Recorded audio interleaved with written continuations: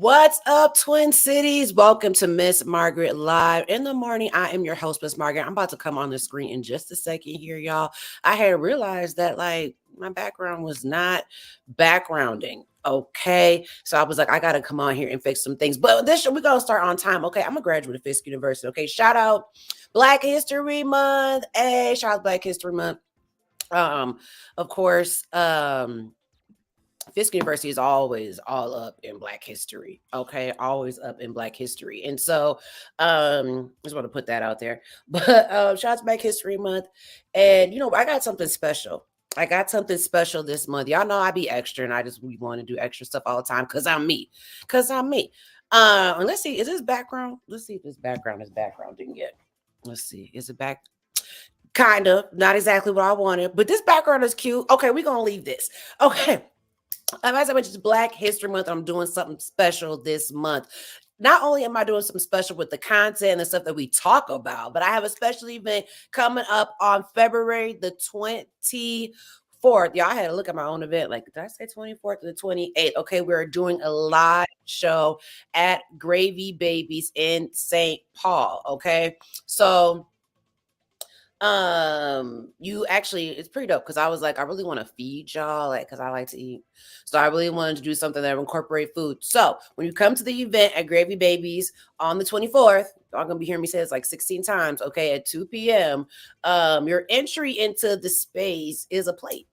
That's all you gotta do is what you would normally do on a Saturday anyway. I know I don't be feeling like cooking on Saturdays. So all you gotta do is buy a plate. All you gotta do is buy a plate. And that'll get you in the door. All the proceeds that are happening from the time that I'm there, 2 o'clock, it's about 4 o'clock, will be donated to excuse me, my content studio. My goal is to have everything up and running at I said at, like I was about to say time, by the spring. My goal is to have everything up and running by the spring so that in the summertime people can people can have the space. They're able, if you want to record a podcast, if you want to, if you're, radio show, whatever your recording needs are, I want that to be available in the studio. So I just got my desk. It is so dang on heavy. If you are in the, I'm just making sure that all this stuff, my settings are right on social media. If you see me looking down, because I want to make sure this can get out to the people. If you want to make some extra cash and put this desk together for me, I would highly, highly, highly appreciate it.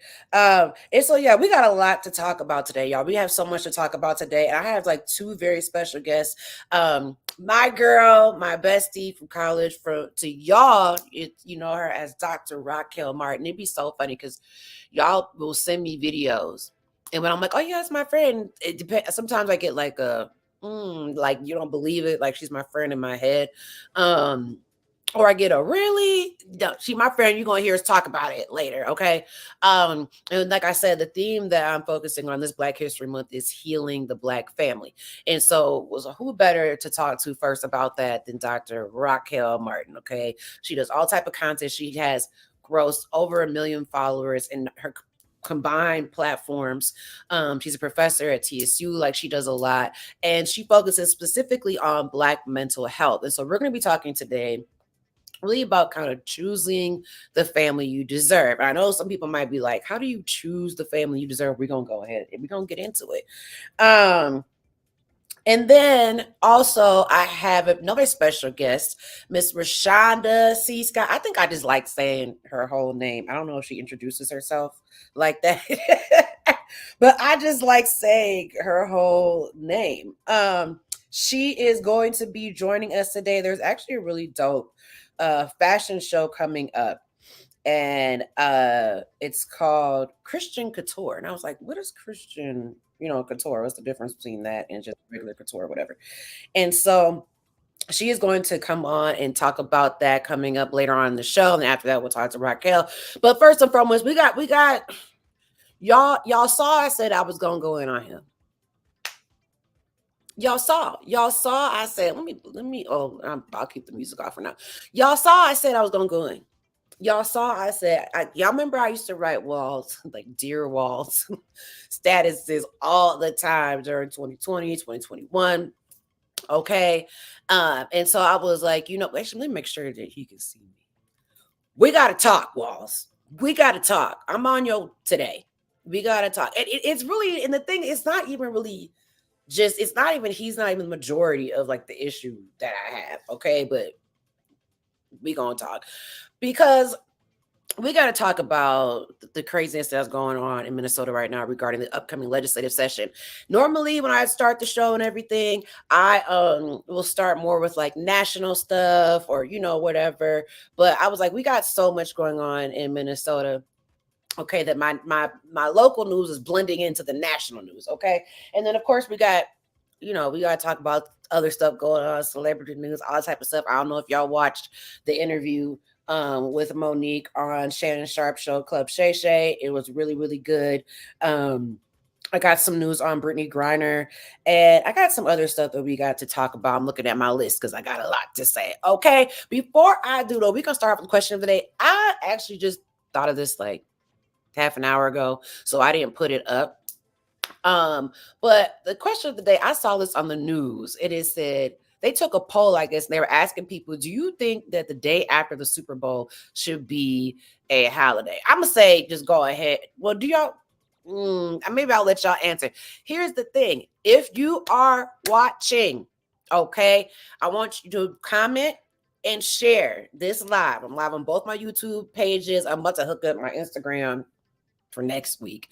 And I'm on my new YouTube. My YouTube is where I'm gonna start moving everything. So I'll just be like telling y'all I'm live, but I'm not gonna be live on here. Okay, moving everything over to the YouTube channel.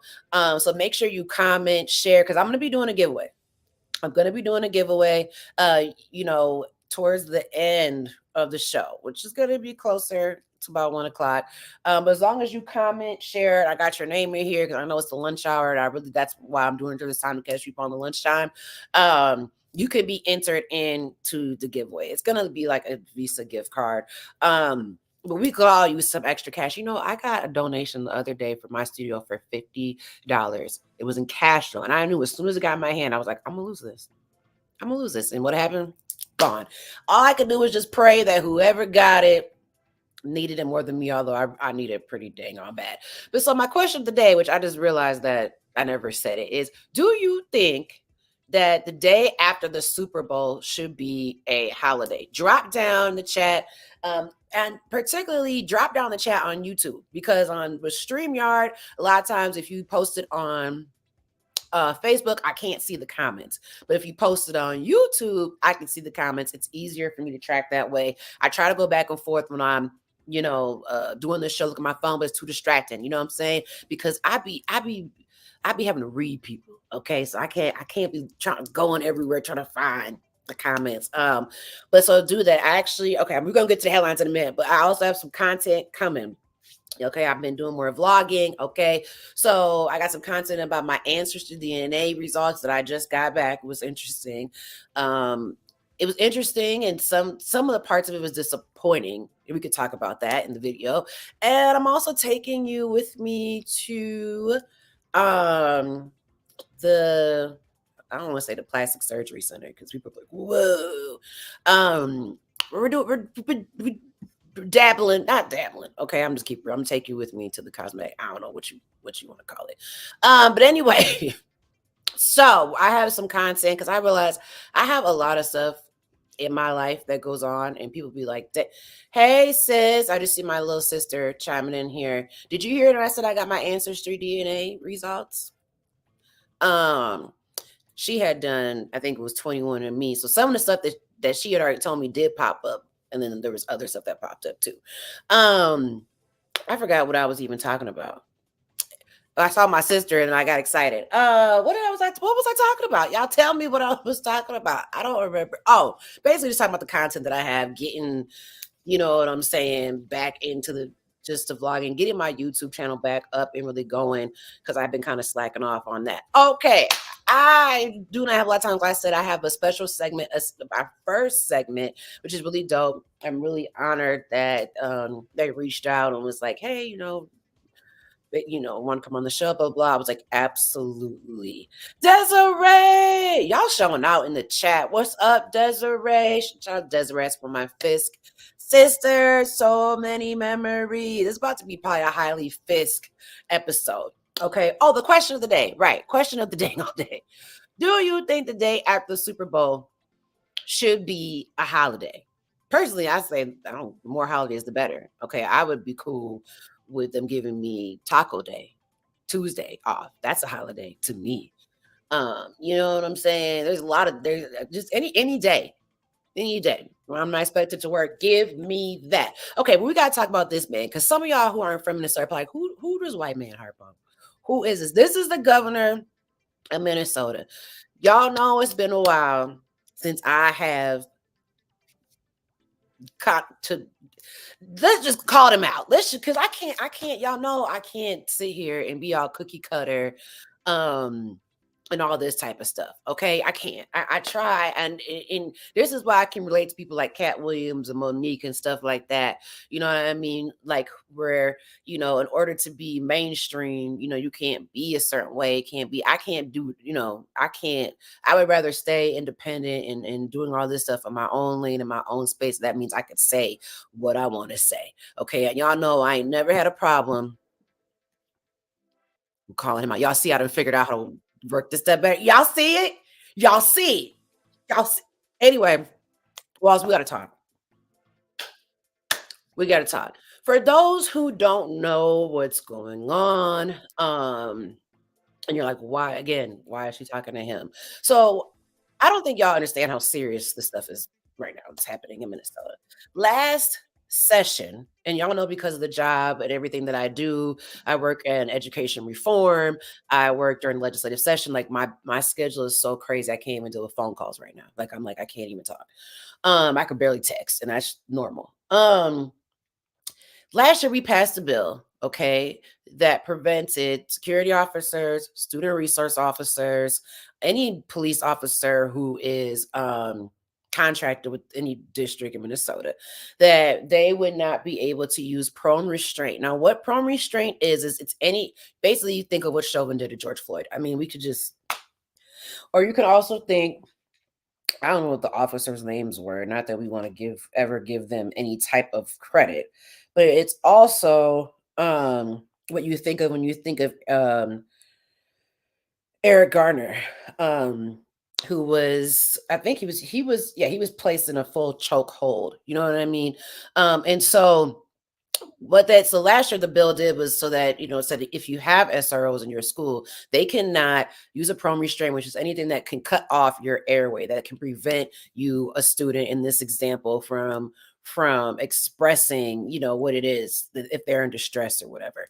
And so and then it also made it though, but here's the thing, they didn't completely ban it because it's basically saying that you can't do this, but unless they're in imminent danger, or is it imminent that bodily harm is going to happen, right? I mean, you got to think too, and we're talking about this is schools, because a lot of people too, when they think of this, they think we're just talking about like high school, which is problematic in itself because they're still kids. But this is going down high school, junior high, elementary. It don't matter. It does not matter.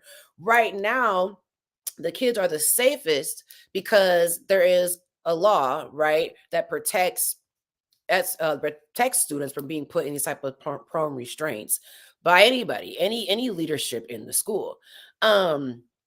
And like I said, there's that imminent clause in there as well, because we already know that not the type of kids, not the type, but the kids who are going to be impacted the most, right, by SRO violence, by security officer violence, whatever it is, are kids who look like me, kids who look like a lot of us who are watching, right?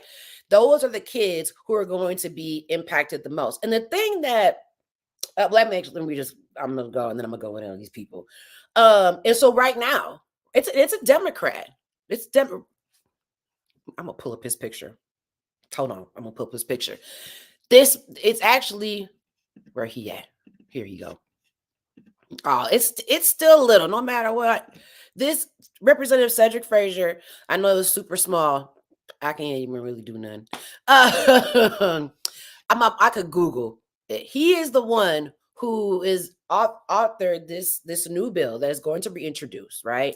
This new bill says that um it completely crosses out SROs, student resource officers, out of the equation, right? So it makes it so that even so while teachers and other staff are still not allowed to use prone restraint, which again is any type of restraint that could cut off the airway, that can prevent a student from expressing, hello, I can't breathe.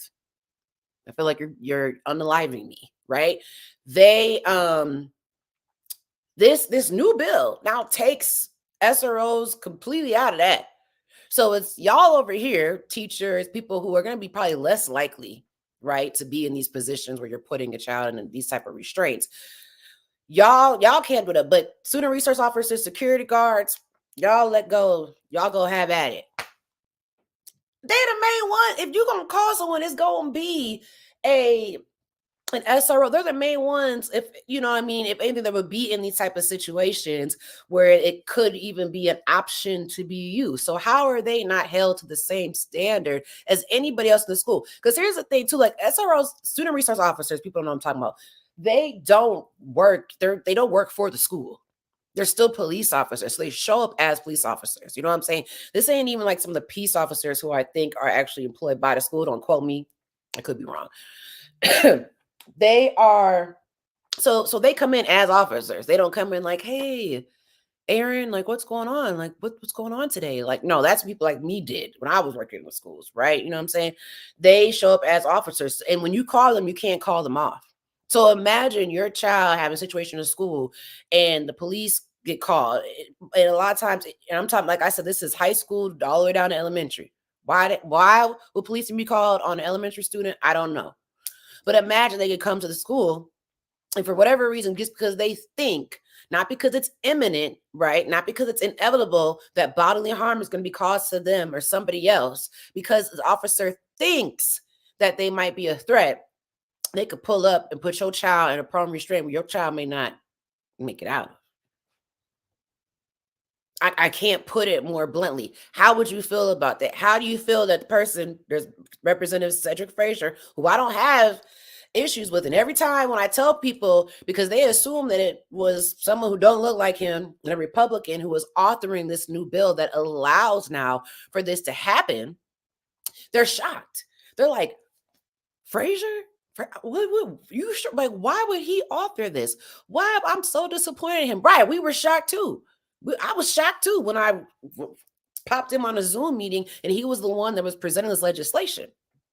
I was like, what? I never, you know what I mean? Like I said, I've met him one time in a session. From his track record, it was very shocking that he would be behind this. You know what I mean? I believe he was involved with like banning chokeholds when the police are banned from using chokeholds. So it was very surprising to a lot of people that he was involved with this. I'm glad you actually asked that, sis. So this was interesting. So prone restraint was already banned for children who have children with disabilities and how that fit under that umbrella. So yeah, so that was already banned, right? I can't remember exactly the year. It might have just been the year, a couple years before, right? But it didn't ban it for all students. And so they came back, and they're the same people who worked on that are the same people who be working in these groups, the groups I'm in, like I said, all the stuff I do. It's the same people at these tables, are saying, okay, so we got to take this step further because we know it's dangerous, period. We got to ban this all the way around. Last year we banned it and they didn't have nothing to say. Then the school year started and cops started being like, oh, I can't do my job if I can't, Margaret, don't. Basically, I'm still trying to watch myself. Because I don't want to get nothing, this video taken down or whatever. But basically, they're like, we can't do our jobs if we can't use prone restraint. How do you mean you can't do your job? You're a police officer. You're supposed to have all type of ways, skills, and training. How is it that me, who doesn't have any of that, is able to break up fights, is able to intervene, but you, who getting how much money? And everyone thinks because you got all this training, all this stuff that you can't handle these kids in another way that doesn't result in their possibly unaliving, right? So this is the bill they're trying to pass. Like literally next week, they're trying to get this stuff done, y'all. Like next week. I'm not even lying. Session starts next week, and they're trying to, oh, but damn near under the radar, pass this law that will now was one's going to bring a lot of SROs back into the schools. It's going to allow SROs and security officers to use prone restraint again, and it's going to make it more subjective to when they use prone restraint. Because if you say it's imminent, right? Then imminent means like it's inevitable. If I am coming at you with the folding chair because you said some racist stuff, y'all know when you spell the chairs now. Don't try it. It's Black History Month. Okay, don't try it. If you look, well, no, I got light skinned friends. I was gonna say if you look like this, but y'all know what I'm talking about. Don't try it. I keep folding chair in the car. Shoot. If I come at you with that and you see me, then obviously you know something could pop off. Like you know that, right? But if little Timmy 3 months ago had an episode in the cafeteria and it was like, oh, he wilding out, whatever the case may be. This allows it so I could come back 2 months later in my officerness, you know what I'm saying? And be like, well, I thought that maybe I saw, not too long ago, I saw he had that, incident happen or whatever. So now, we on guard. We just making sure I'm gonna go ahead and just sit on top of him. And little Timmy ain't showing you nothing. Little Timmy maybe is just mad, and he's got all this built up energy, right? Maybe him and the teacher did get into it. Okay. That doesn't give you the right then to come in and manhandle that child. So that's what we are trying to prevent. So right now, like as you can see the picture up here, Representative Cedric Frazier. I need you to contact him. I need y'all to ask him why. What is the benefit of prone restraint? Because every time I ask, I can't get an answer. And there's plenty of witnesses who could tell you, yeah, she really do be asking those questions. I asked if the language as it stands right now, this is what it was going to be, because we had been brought into the conversation way too late after they had already talked to all these police organizations, police officers, just everything police, and then waited, talked to us when everything was basically all said and done. I said, is any of this going to change? Like, stop giving us hope. Like, more conversations can be had before this is going to go to session. That's going to change this language. Right? Because we had to kind of force our way into this conversation. They had been talking to other people. How they didn't consult with us, I don't know. But basically he told me like this was the language and this was going to go, through. But I want y'all to ask him why? I want you to specifically ask him, how is a prone restraint? How is allowing that making schools safer? How? And you know what? And I want to hold on, because they love to say when we're in press conferences too, that like as if they don't know that this stuff is really happening. They love to say that. Let me bring some to y'all's attention. Hold on. Just hold on. Wait, because they be killing me. It was the governor. The example I'm about to show is not from here, but they will say, the governor, I'm gonna give an example that is from here. The governor, he doesn't know any instances. Darion Bell, you never heard that story? And I could be saying that young man's name wrong, so I apologize. But y'all remember that what happened in 2016 at St. Paul Central High School. I don't know why they act like they're not familiar with this. I was appalled when I saw that young man being manhandled like that by a student resource officer. And that's what sparked a lot of this. That was in 2016. My son was born in 2014. You know what I mean?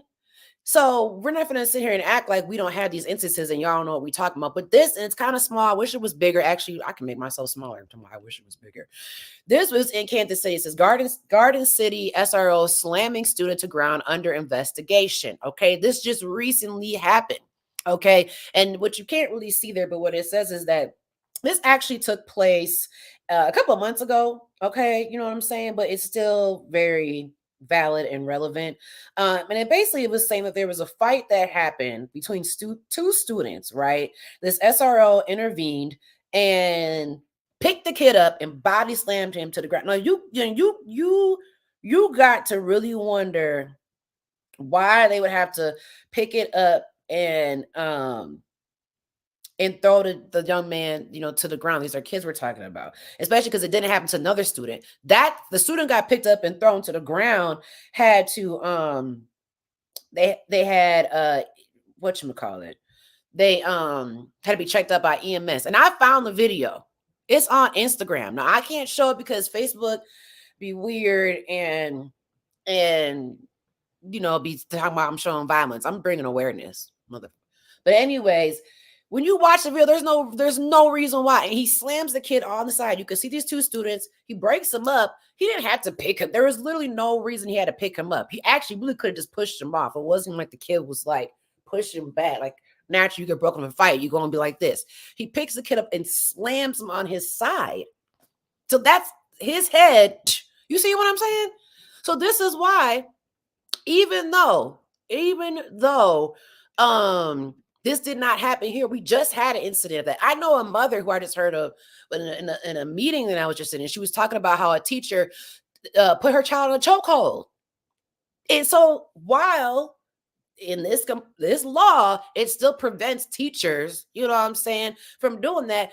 You SROs, student resource officers, security, security guards within this law they're trying to pass will still be allowed to use prone restraint. They will still be allowed to do a lot of stuff like they're doing here, right? If it's the same thing as them saying, I fear for my life. A whole MFer's back is turned and you talking about, I fear for my life. I'm trying to keep it clean today. Okay, but y'all know I get mad.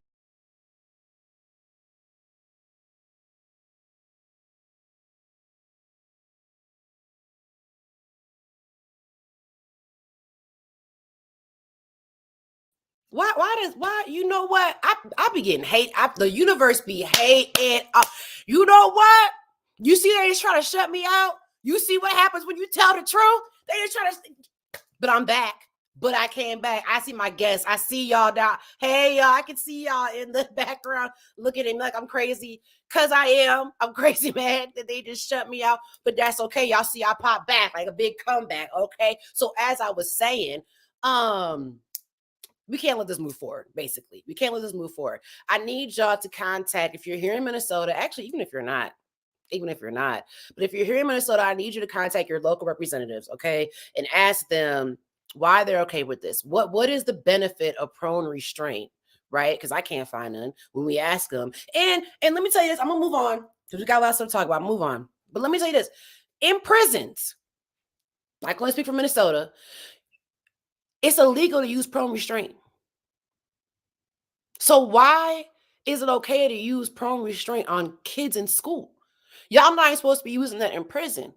And then they even said too, that basically that they had, I'm really not supposed to be saying all this, but they try to create a clause where now they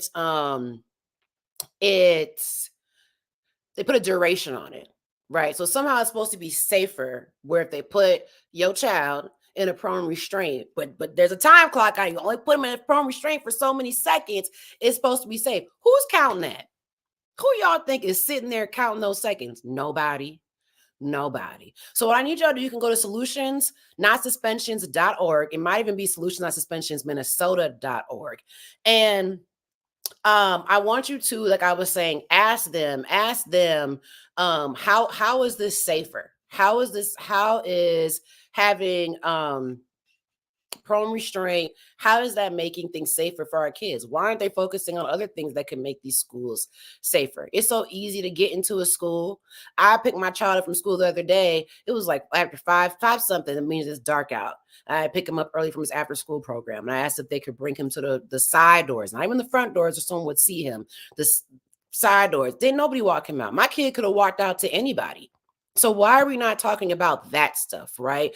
So I want you to hit up Representative Frazier. I want you to hit up Governor Walz. Like I said, that's why I feel like they try to shut me down. I'm about to pull up his picture again. Where you at, Walz? Where you at? Where's my Walz at? Hold on. Here you go. Boom.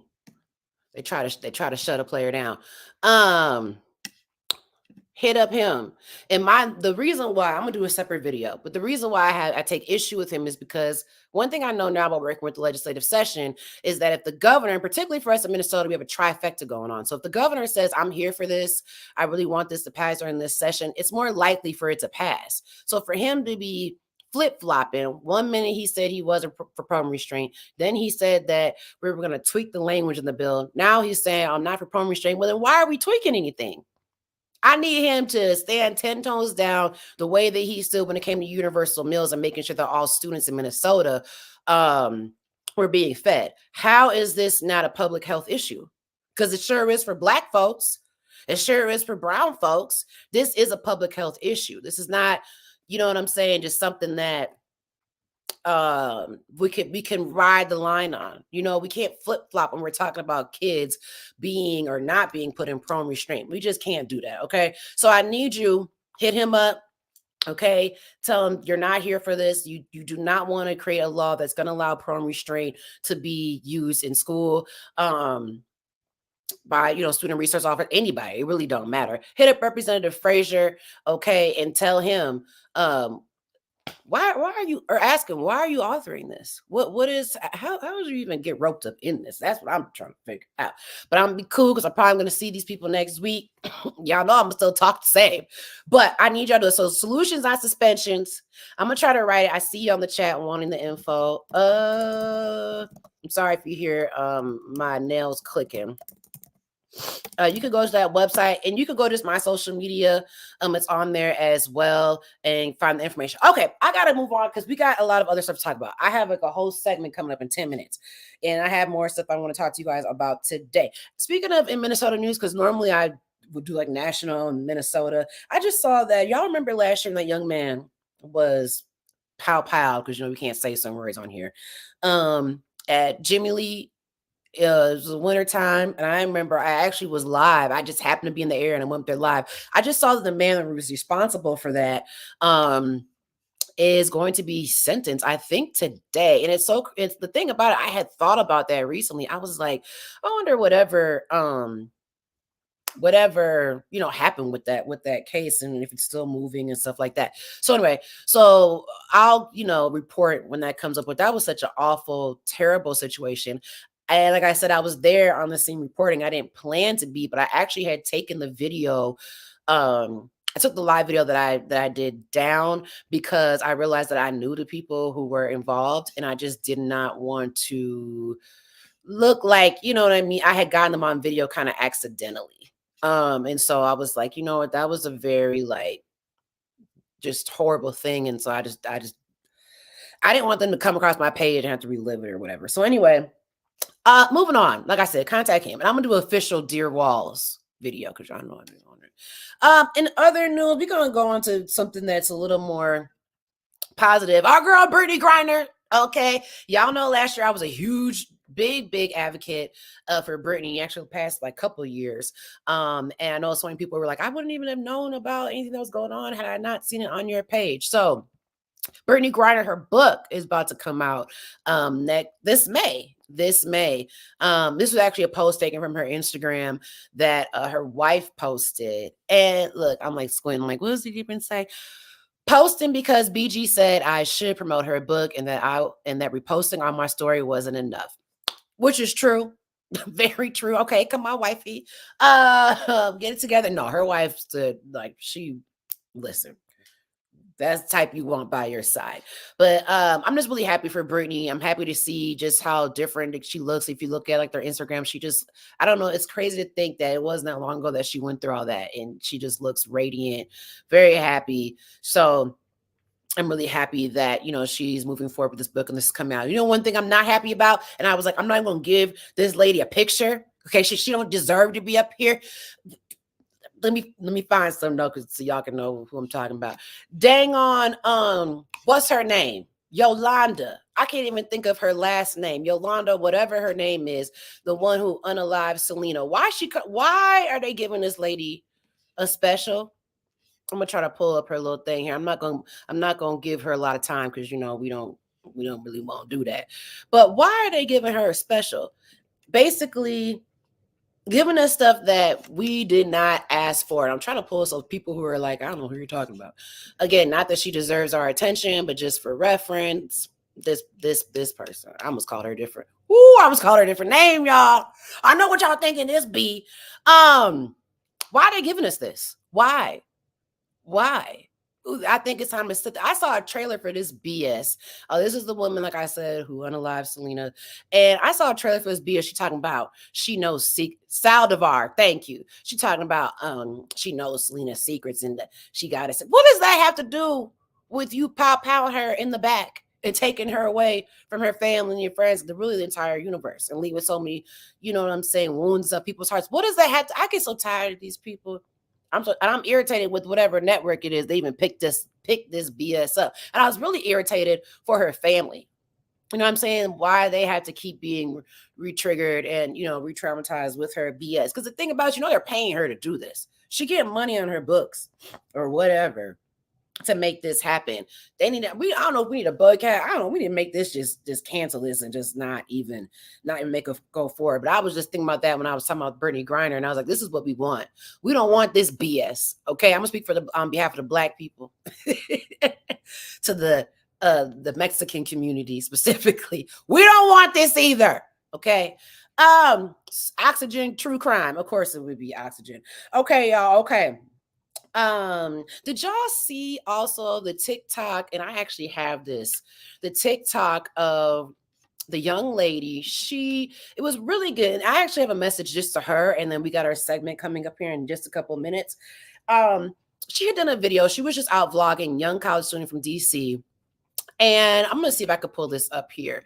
And she happened to come across, here you go, this man who was asking her for just some tea. She was like, he was asked if she could get some tea. She was like, oh, I don't have that, but I'm heading over to Trader Joe's. Do you want to, you can come with me and blah, blah, blah. So they go over to Trader Joe's.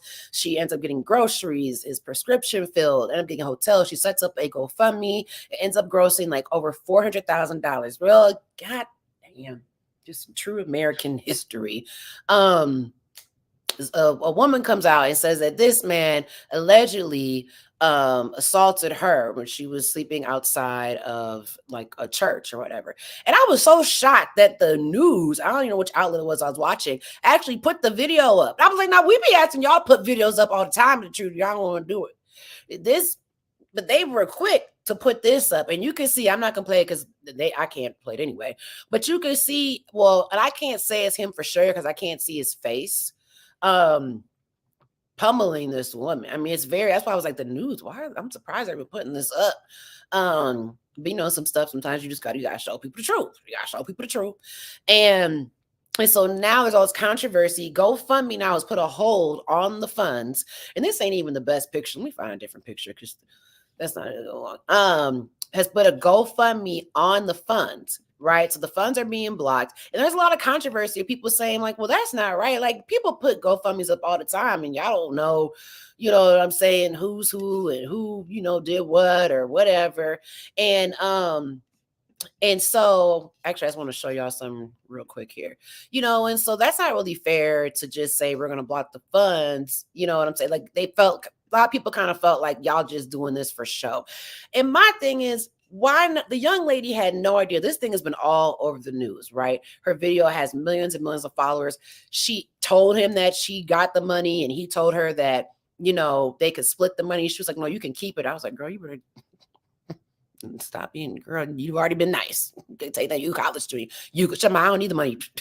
Girl, you better take that money. She ain't a Capricorn. And so they, they calling him uncle and niece, like that's their nicknames for each other. It was just a very beautiful thing. And it was the right thing, right? As humans, we should be helping each other. We should be, when we see people in need and stop it and doing whatever. She went above and beyond and people loved it. But now this has come out of a woman who's put up receipts, is saying that he assaulted her. And I guess he maybe has other stuff that he's been not even, I think, charged, like convicted of when it relates to that. And so anyways, all this controversy about the GoFundMe funds. I think the GoFundMe funds, and let me know what y'all think in the chat. I think it should go to the college student. I'm like, we can debate all day, as far as it going, whether or not it should go to him, but they just shouldn't be sitting there. That money I think everyone who donated, I mean, I didn't, but I'm just saying for those who donated would agree that the money should go to the college. If it's going to go to anyone, go to the college student. You know what I mean? But my message to her is, do not feel bad. I think her name is Nia or Naya. I'm pretty sure. You did the right thing. There are people, people love to victim blame. So, well, she shouldn't have, been going nowhere with him, and she shouldn't. Y'all are the same ones who's like, oh, that's so sweet. That was so nice. Oh my God. No. She actually is the people that we need in this world, right? The people who will stop and will help. Because obviously everybody is not coming with this type of backstory where you're like, oh, dang, I didn't know all that. Obviously, she had known something that she probably wouldn't have. But the point is, she did what a lot of people won't do. And what a lot of people need to do, which is to take some of the time that they have to help those who are truly in need. And so I just want to get this video to her, let her know you did the right thing. You know what I'm saying? You did the right thing, because she all over the news, face all over the news in association with this. You did exactly what you were supposed to do, and what so many people are proud, and what more people should be doing in this world. Okay, so don't let this deter you from helping other people, or make you feel like you did the wrong thing. No, you did not do the wrong thing. Okay, we have some other things we can talk about later, but as I said, I have some very special guests today. I actually, you know what? I don't know. Where are my pieces of jewelry that I bought from this young lady? I don't know why I did. If you see me run off the screen and come back with some whole new earrings, it's because I went to go put them on. But so there's a fashion show that is coming up here in the Twin Cities, and they can correct me if I'm wrong when they come on. But it's Christian Couture. Am I saying it? Y'all can nod, and they in the backstage area. Okay. So, which I thought was really, really, really dope. And I have been familiar already with the designer Rashawnda C. Scott. It's something about her name that I just want to say the whole name. And I'm like, I know she probably is like, stop saying my whole government name. But it has a ring to it. And so when we talked about coming on the show and doing this segment, first of all, I was honored, because this is my first segment on this show, y'all. We real. Oh, we real. We a real show. I definitely wanted to talk about this. So first, before we get into that, though, she sent me like a super dope video that was that they did. I don't know why I think I got too excited. I can't talk now.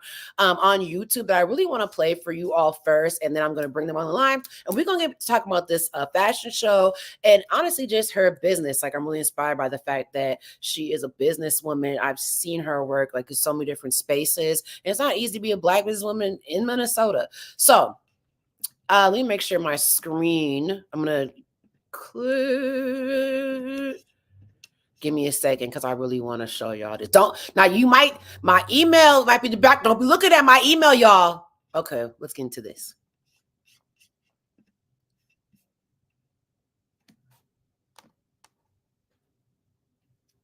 Is it? We're going to move past this.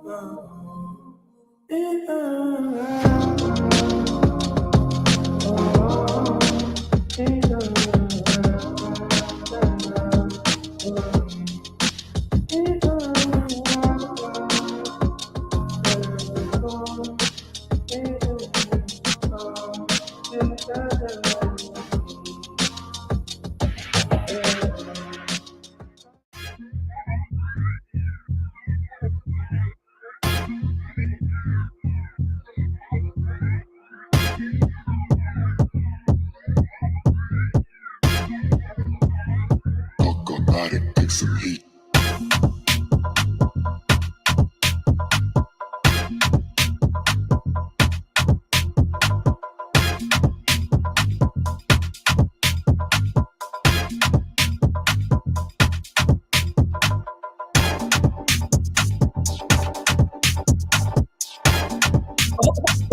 commercial. We're going to talk. I like this beat.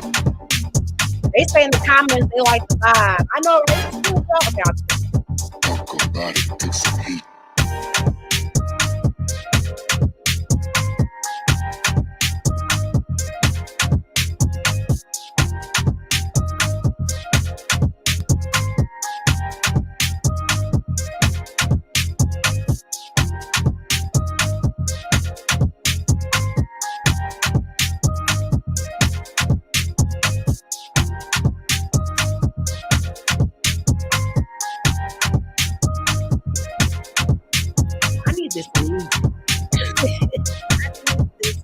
Now, because I don't want to take up too much more time, we're gonna turn because I want to make sure I get them on the screen here because we could have kept watching that.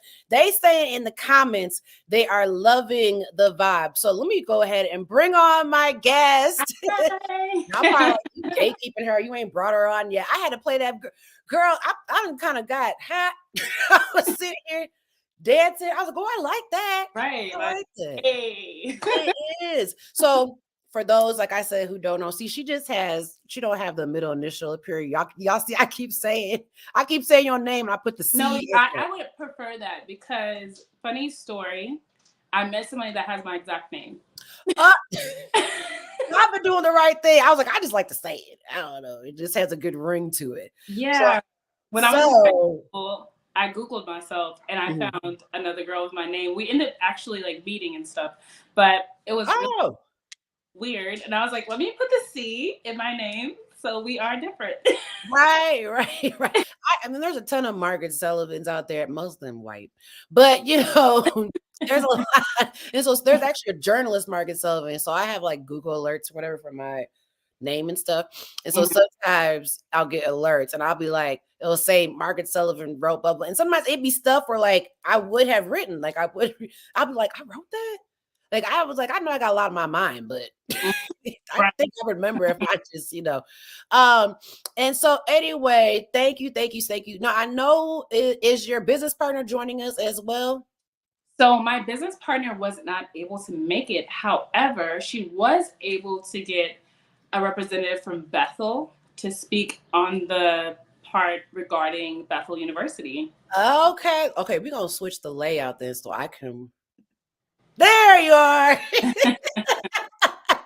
I was going to make sure you were still there with us on the line.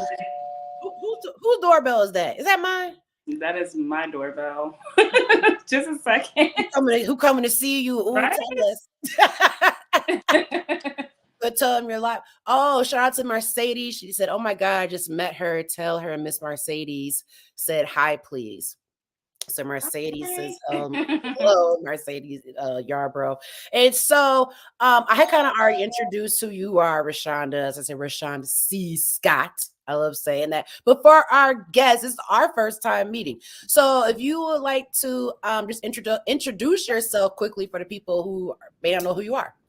Yeah, I can do that, Ms. Margaret. Thank you for having us. My name is Ron Franklin, and I serve as the Vice President of Inclusive Excellence at Bethel University. And I've been out here in the Twin Cities for about 3 years. I've been connected to the community for about 15. So just transitioned from the state of Iowa, and it's a gift to be here with y'all. Proud to be joining the movement up here in the great North. I was just about to ask, where are you from? So what brought you to Minnesota? Was it Bethel that brought you to Minnesota? Yeah, Bethel, but family. Really, my brother had come up here. He finished up in the NFL. His best friend got a hold of him and was like, hey, you want to come up here and coach? And then the two of them got on the phone and called me and was like, hey, it's a position open, Ron. You thinking about it? Nah, that's not for me. But it really was. So a couple more people called and I was like, yo, this is interesting. Why are all these people calling me about this position? It must be meant for me to come up here. So yeah, I had to listen to the call and yeah, it was a gift. And of course, yeah, it's where the civil rights movement of our day was functioning. And I had been in some ways being prepared for this moment. So glad to be here. That's interesting. You said civil rights movement of our day, because I had to think for a second, like I wasn't there. Like, wait, all right. You've been here, yeah. Was I there? So I'm really glad to have both of you all. I don't think I said, Well, I mentioned earlier that I have a couple of pieces, that Rashawnda, we finally met at the Black State Fair this past summer. And so I bought these earrings. Rashawnda, if you look at the clip of me on KSTP when I did that press conference, I have your earrings on. I seen it. Okay. I was like, oh. And I purposely wore them on that day, not just because it matched, but I just wanted to be as Black as possible. So that means I appreciate it. Yeah, Black designer, all that type of stuff. So the people know, like, yeah, my stuff be at the Capitol, okay, be a part of making change. But so you are the owner of Pieces of Canned Dakes. Am I saying that right? You are. Okay. Yeah. I always ask because I hate to be sounding stupid. Right. I appreciate it. I appreciate it. Yes, I'm owner of Pieces of Canned Dakes.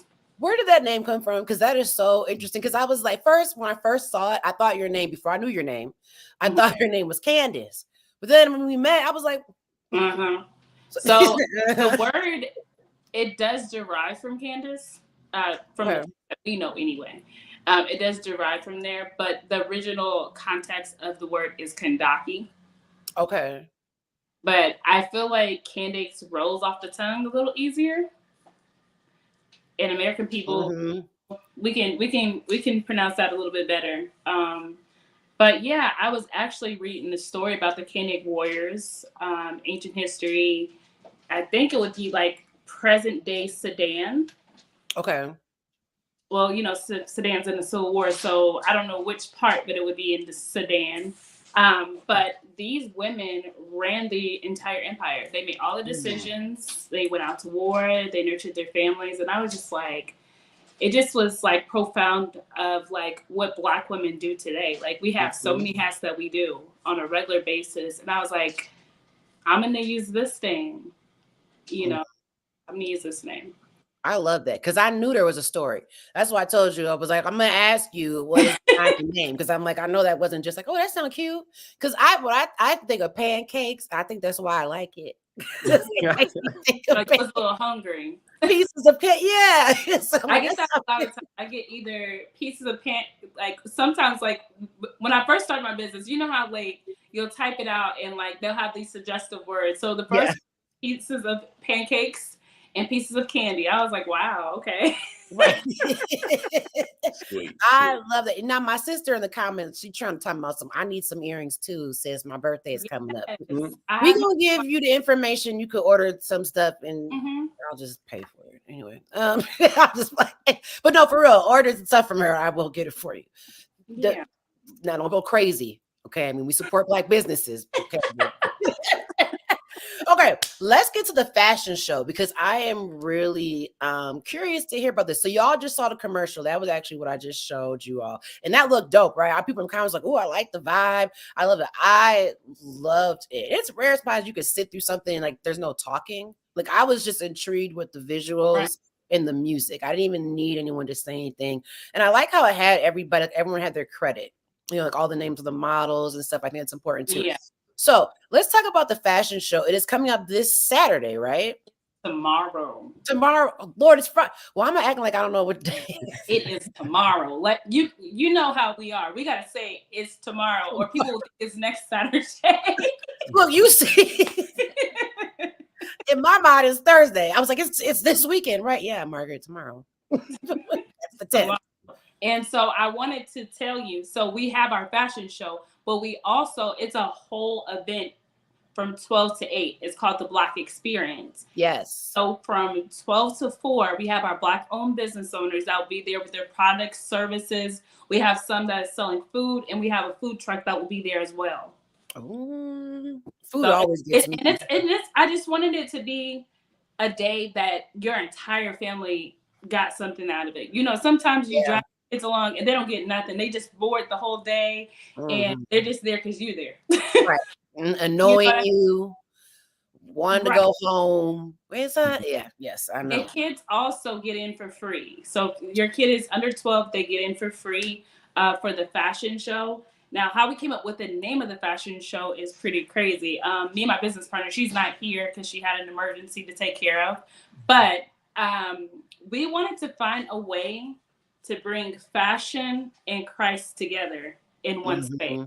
And we also wanted to partner with the Black Student Union. They do a lot of incredible things at Bethel, but they wanted to magnify what they were already doing. And we're like, you know what? We're a little bit older. We probably know the right questions to ask. We can help you find the right people. Let's work together and let's build something great here. I love the fact that it's a full event, you know what I mean, that has multiple things going on. It's the details. I went to Fisk University. Our motto is always, it's all in the details, which is an acronym that I'm not going to say because I never remember. But the point is, the details matter. They already asking questions. Can we get through the segment, y'all? I'm going to ask them. Are we getting to the info? No, I was playing. They want to know where it's at. The time, all that. But before we get to that, though, I want to talk about, we talked about the series in general. The Black, what is it? Black Experience. He presents. Can we talk about that and really the vision behind that? Why? I mean, of course, it's Black History Month, so we know there's a lot of stuff going on. But what about the Black experience? You know what I mean? It was important to represent and bring to the community this time of the year. Ronnie, you want to take this one?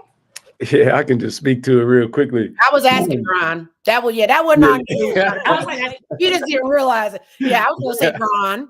I'm ready. I'm ready though, Ms. No, we really just wanted to make sure we had an opportunity to celebrate the Black brilliance, Black excellence that exists here in the Twin Cities. Because oftentimes, even in the media or whatnot, right, when these moments arise, we often take a negative look at the difficulties, the hardships, and et cetera that have happened to the Black community. And we wanted to do something a little different. We want to make sure we kind of celebrate Black joy, the beauty and the brilliance, the excellence that exists for folks who are running shows like yourself to people who are leading businesses and helping uplift and empower our community. That's what it's really about right now for us. And so our students also are longing for that. And that's really at the heart of it for us. How do we get our students connected to the people in the community who are doing similar things to help uplift and ensure that we are fostering flourishing for all people in our community, but specifically the people who have experienced the opposite of flourishing. We want to make sure we uplift and share some love throughout the community so people can be well. I love that because especially this time of year, it can be really daunting. You know what I mean? I mean, it's so important, of course, to talk about Black history and bring it all to the forefront, but so much of our history is so traumatizing. And I like that. I feel like a lot of people are finding ways, that's why I chose the theme this year of healing the Black family. It's I'm always going to be talking about just all the things that we've been taught not to discuss, but I want to do something different. I just didn't want to be posting a bunch of Black history facts, just all of the sad ones and the ones that just make you want to go riot. I mean, you could do that too. Yeah. I think we're in a space as Black folks where we're kind of we want to, like you said, just talk about more of the uplifting stuff. There's so many things that we, of course, have contributed to this nation. I mean, we built this nation. I don't care what nobody says. That can be talked about. Actually, Mercedes Yarbrough, by the way, she says she 12, y'all, when she comes to the She says she getting in for free. Yeah, y'all just don't have to think she's your kid's older sister or something. But she has her comic books, that she made for kids, and we featured that in my book club that I do for my job with Ed Allies, and all of them are all about our history, whether you're talking about the Rondo specific community, Black history in general, but it's all taught in a way that really it acknowledges what we've been through, but it's more uplifting and it talks about, like you said, that excellence, you know what I mean? A Black experience. What is Christian couture? I just didn't even segue into that. So, let's talk about it. Christian couture is, do you go to church, Margaret? First of all, why would you? This is my show. I was just asking. I'm not judging. I'm not. Yes, I grew up. No. I grew up in the church. Shout out to St. Peter Claver. But no, I just ain't been. Since it was December. It was, and I had the flu. Okay, last month. Don't judge me. I didn't want to bring it up in the house. We didn't come here to talk about it. We did not. Rashawnda, we said we was talking about you. That's the show. This was not the talking points that I sent you. Okay. I love the Lord. No, but what I wanted you to remember is when you go to the church, the first lady is always dressed to the nines. You're like, when I was a little girl, I was like, man, I want to be like the first lady when I grow up. Like, I remember our first lady, she literally used to come in with custom everything. And I kind of wanted to bring that back. Yeah, that's so true. The first lady is always sharp, always put together. You don't never see, in the Catholic Church, we don't have that. We can get into that a whole different day. But obviously, I've been to several other churches. When I lived in Nashville, I went to Mount Zion, so that's like a Baptist church. So it is Baptist specifically. If you go to the Baptist denomination like Kojic, you'll know who the first lady is when you walk in the room. Okay, they don't have the parking space blocked off. Like, you know what I'm saying? Right. You will know. But I like that though, because and it really honestly, even when you mentioned Kojic, and I had to research like what it stood for, just how it even started. And from what I've researched, I ain't gonna say no. But it kind of goes to your point of the first lady and how they dressed, and the reason why, it's like, you see dresses, skirts, or just that dress you're talking about, because it was about how you present yourself, or not even that, but back in the day of Black folks having to even dress in a certain way to be taken seriously, particularly Black women. Okay, now y'all who were in the Kojic church, don't come for me. I just said I did a brief research through Wikipedia. Okay? That's what I found. Yeah, I don't know. I was curious. Like, I'll be serious up in here. So I can relate to that a lot. They still trying to get him free in these two. You're gonna pay for if the only thing that's free for adults, I will say free for adults, is the Black Business Expo, because I need y'all to go shop with them. I need you to pour life into our Black businesses, and make some intentional purchases, not just, you just go in here just to make a purchase, make a relationship. Yes, I love that. Right. Go back to them for that same thing every month. That's how we keep them here. Yes, I love that. And I have not heard anyone say that. We're going to make that a sound bite. I'm going to take me commenting out of it, because I haven't heard it, because that's so true. Right. Don't just support one time. Make it that's your person. You know what I'm saying? Like, I grew up, my mom and aunt, they always had like their people, certain people who they, always went to. I just ran into someone last week who's a jewelry maker. She had made something. I had bought some earrings from her sometime, and I was like, oh, I'm so glad I just ran into you. I have different pieces. Every time I see her, I make sure to get a piece. You know what I mean? Just to support. Yeah, it's just about being intentional, because that's how Black businesses are going to be able to survive. Like, for instance, when I moved to Minnesota, I moved here like 4 years ago. So me and Ron are both pretty new to Minnesota. Okay. But when I moved here, I was intentional about like my shopping experience. So like when I needed just stuff in my house, like toilet paper, for example, Black-owned toilet paper near me, just like those little small things, like things that for sure that you're going to use on a regular basis. Like if you're a fashionista, that you're going to need jewelry, you're going to need clothes on a regular basis. Make sure you take them and build that relationship. And then too, if they don't have something that you have, at least they'll know what is the need. Yeah. You know what? I didn't come here for that, but I feel like that. What you did. You did. Because it needs to be said. I just saw in the comments are saying build with your community. Yes. And I mean, I just think I'm really happy that you said that, because I hadn't even necessarily thought of it. I mean, I love Lip Esteem lipstick, right? It's Black owned. She's in St. Paul. I have it on right now. Most of my lipstick that I'm wearing right now is from Lip Esteem. And a part of that is intentional, because I was like, I just love the lipstick. I get a lot of compliments on it. But then I was like, I can't even think of another brand I wouldn't even want to wear, but it makes me feel good that when people ask me about it, I can be like, yeah, this is Lip Esteem Black Gold. And you know what I'm saying? And I keep going back. I got stuff from my mom, a whole big old kit. I meant to get a smaller kit, y'all, but they brought out a big kit, and I didn't want to be that person, so I just bought the big kit. Don't ever say I don't support Black businesses. But so I feel a lot of what you're saying. Okay, so before I let y'all go, I was trying to keep y'all on here, but then we got to talking, and so So if everybody knows exactly, someone said no more Shein, my sister, no more Shein for me. There are Black designers though. I do want to say one of my friends in Gozika, she works with Shein, not for them, but she collabs. Yeah, they do. They have now, because we put them on the spot that you're stealing. Now, okay, so I'm not gonna let you go. Wait, what? We're done with stealing. We're gonna just partner with it. That's what they should have did in the first place. Black History Month fact. Because I didn't know. Maybe I did. You know, that's another conversation. I'm gonna have to have you back.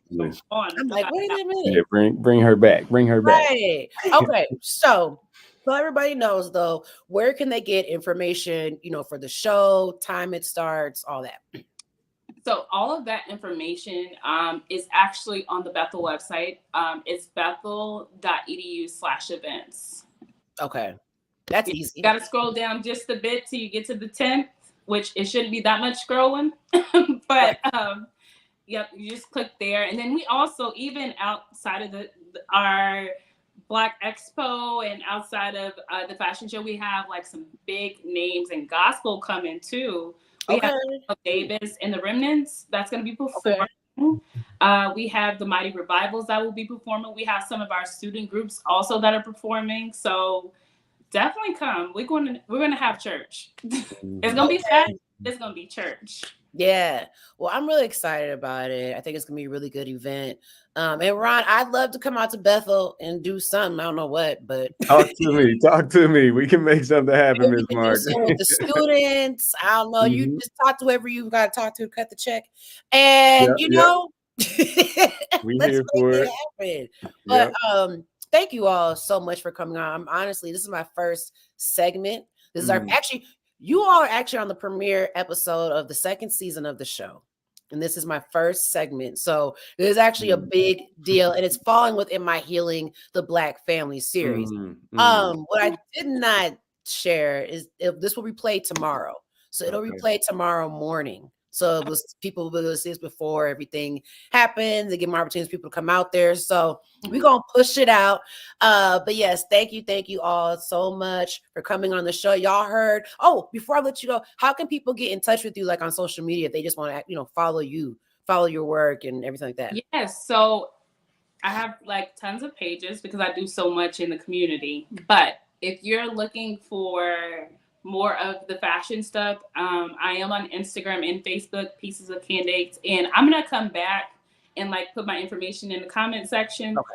But it's piecesofcandace.com. I have my website there. Also on Instagram and Facebook as well. And then we have our Christian Couture Minnesota Instagram page as well. Okay, cool. And Ron, you, for people who might want to get in touch with you. Yeah. You might have to fish through some old archives, but if you just Google Ron Franklin, Franklin is my last name, and it's a little PhD in there highlighted too, but we left that off the title for today. Don't you ever do that again. Ever. We just talked about Black excellence. You're right. So, doctor. Yes, ma'am. Yes, ma'am. But yeah, so I'm gonna make sure that I post all of that information up, on my socials as well for anyone, and when I post the clip of this as well. So okay, I will let y'all go, but thank you so much for coming on, and make sure you share the episode, and I'm sure we'll be having y'all on again.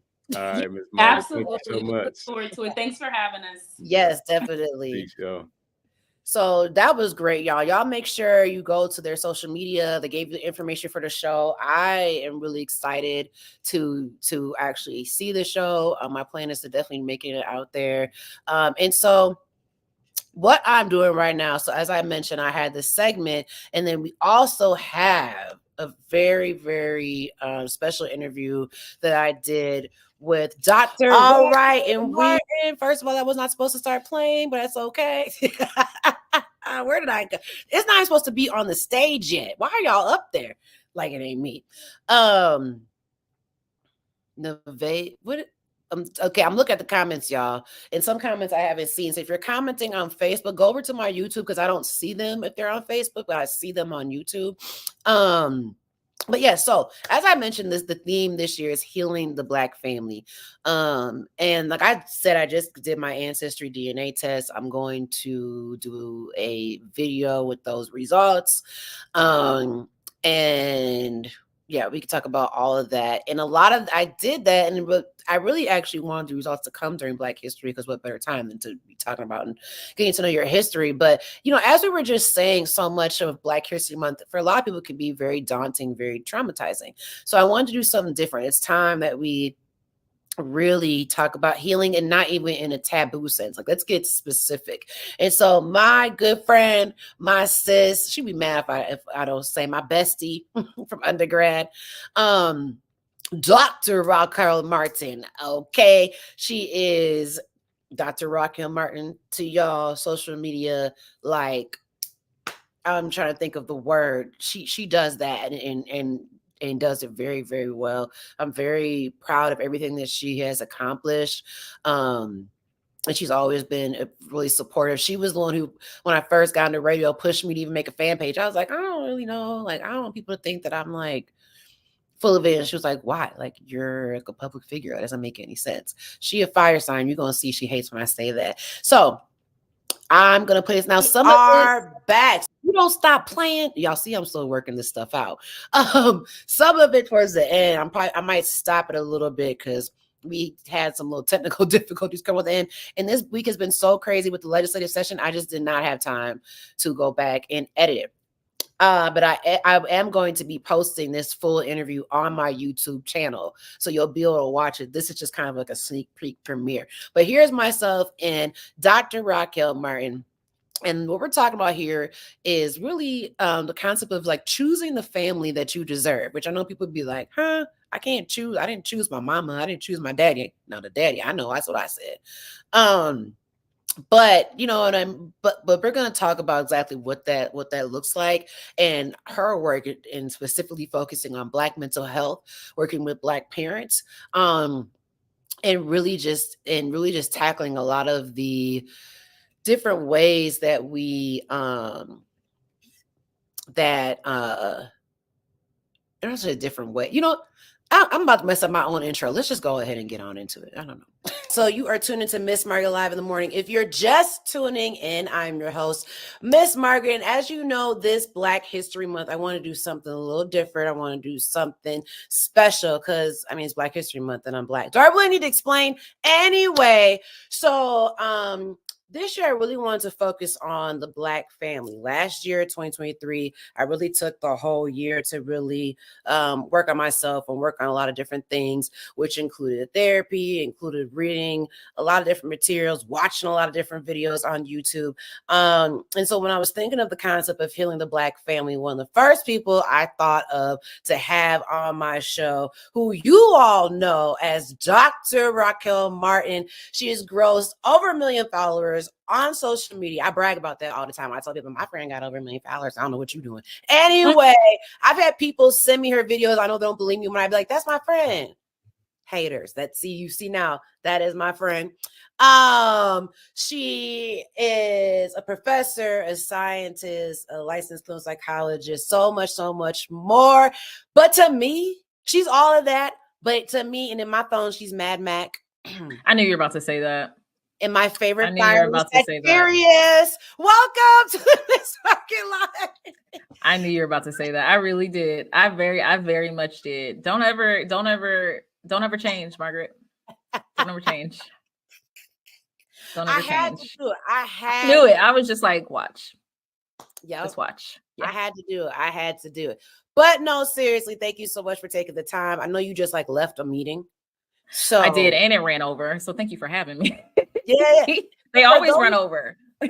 No, yeah. For those who don't know who you are, if anything that I missed that you want to add for those of you, I mean, you're also a mother. I feel like I got everything. I'm a professor at Tennessee State University. I have my own private practice where I do I do consulting work, and then I also do individual and family therapy. Just like you mentioned, I'm a mother. I have two boys. One is 4, one is 2.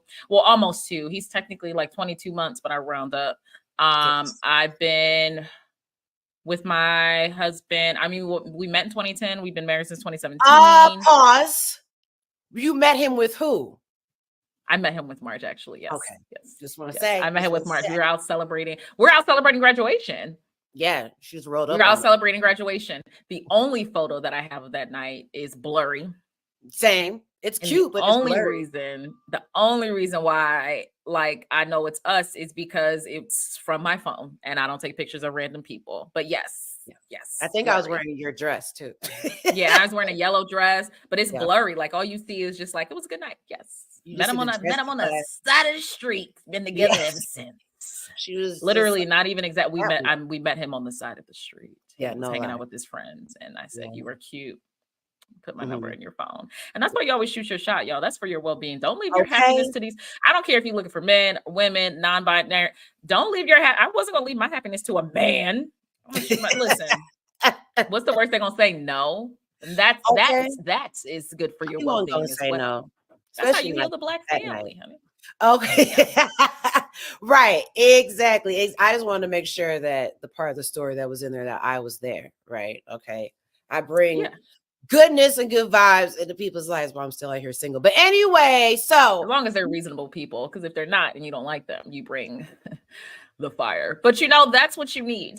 Fire sign. You see how that say? You no, please don't. Right into please that. Don't do this. Okay, so we are talking about healing the Black family. She's shaking her head because she knows. I know. I do not do astrology. I'm not. I'm not doing. I will not. Okay. We've been friends. It's like 15. How long have we been? It's almost like 15 years now. It's a swing and a miss. We've been friends for 14 years. It's not a thing. Every chance I get, I'm gonna bring up some type of reference to it. Okay. I'll move on until the next time I send you an audio thing, and I'm like, look at this thing I saw about fire sign Sagittarius. So it's not too long. Y'all know Miss Margaret Live sent me a 4-minute. Listen to me. Yes, I absolutely sent me a 4-minute voice memo. I looked at that. I said, in the midst of me trying to put together these other agendas for this legislative podcast, Miss Margaret sends podcast episodes. Listen, that's the main way we communicate is through the audio message. So I was like, not for 4 minutes. I'm gonna send I said, is she okay? No, I wasn't. I was tired as hell. My eyes hurt. I could barely look at the screen. And the thing about it, if you would have listened to it, it just would have been a bunch of, hold on, what was I going to say? Exactly. And that's why I looked at it and I was like, she'll text me. But yeah, then I got my brain together. And then when I actually text, I was like, I know she's thinking. That's 4 minutes, y'all. It was like 4 minutes and 39 seconds. If you round up, that's 5. Okay, we didn't come here to talk about that and bring up the past. Okay, we talk about healing the Black family right now in real time. So specifically, one of the things that I really wanted to point out too, that I really like, because as an activist, I love that you said this. People ask me all the time who want to get involved in the movement, particularly. How do I get involved? I don't know where to start, blah, blah, blah. And I tell people all the time, everyone has a role. And I love the fact that for you in your work and in the areas that you focus on, you've really focused on Black mental health as your form of activism. So I really wanted to ask you really about, I just love the concept of that, and just everything about that. But really kind of how you came to that. What was it? Were there certain key moments, whether it's throughout your education, were there things that you realized of the disparities in the system that made you really be like, this is how I really want to serve, be a provider for my community, you know what I mean? And be a part of fighting some of the different disparities that, we're fighting against daily as a community. Yeah, I feel like during my training, it was pretty obvious that there wasn't that much. I would say there weren't many resources dedicated solely to what we were going through. I would also state that we weren't really incorporated in my education at all. The only time where it was fully incorporated was when I was at Fisk. That's where me and March went. And at Fisk University, where, of course, they're going to talk about Black mental health because it's an HBCU.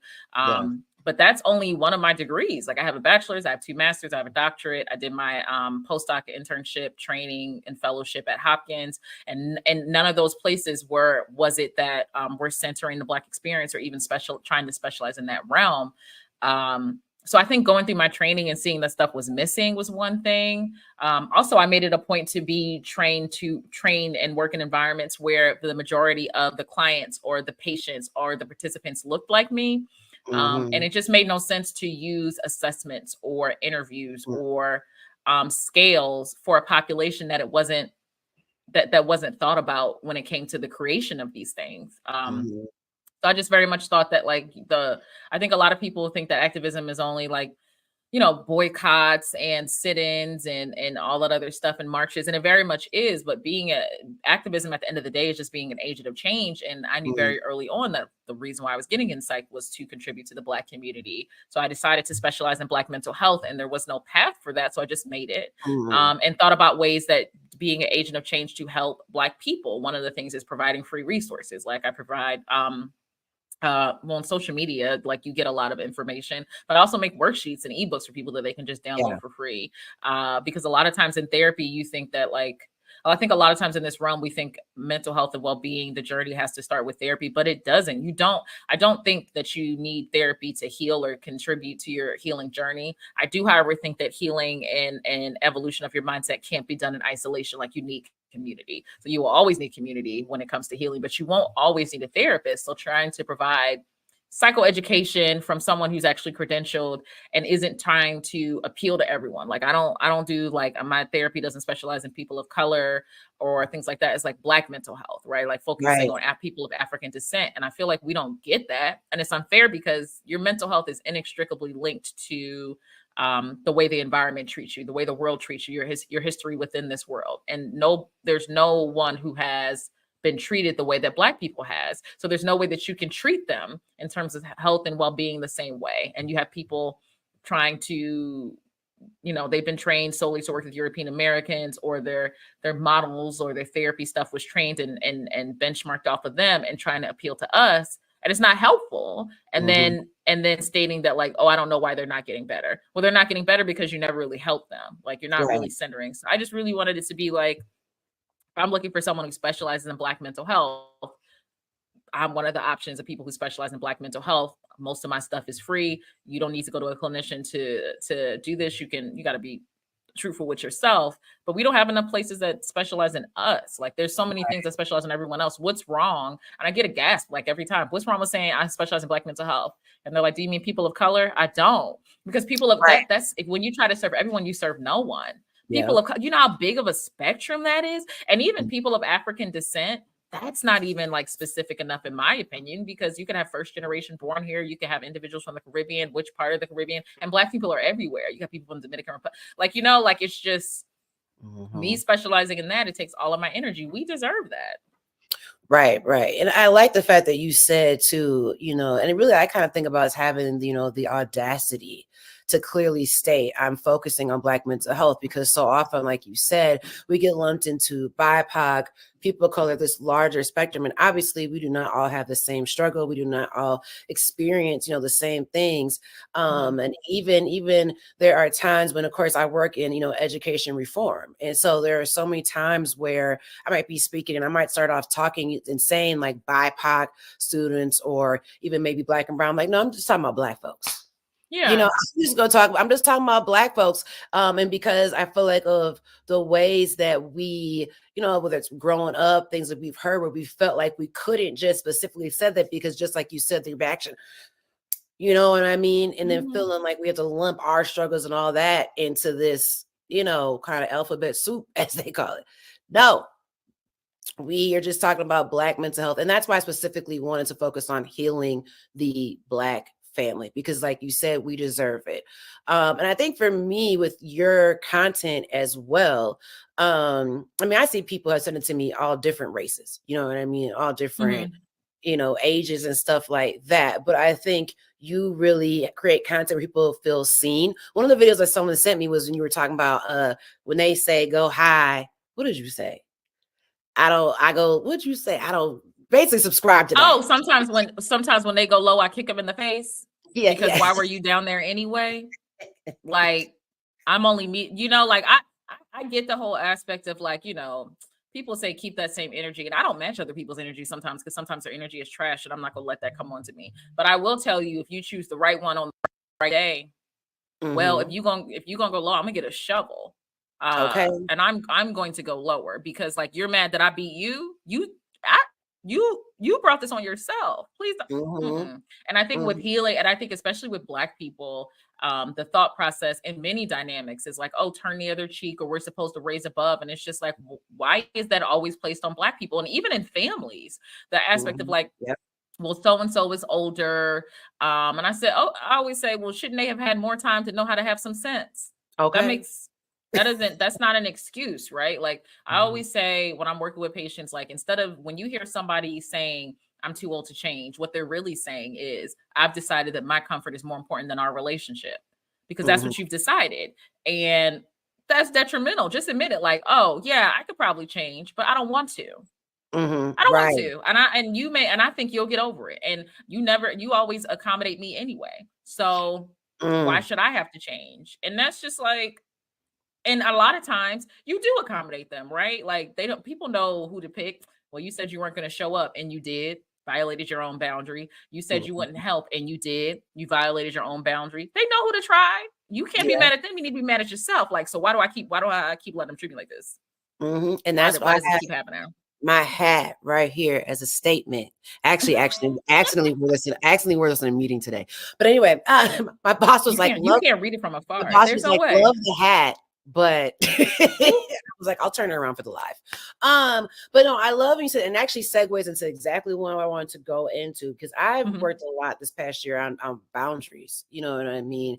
And wanting to, and for several reasons, but also being sick of being in situations where, like you said, I could really only be mad at myself.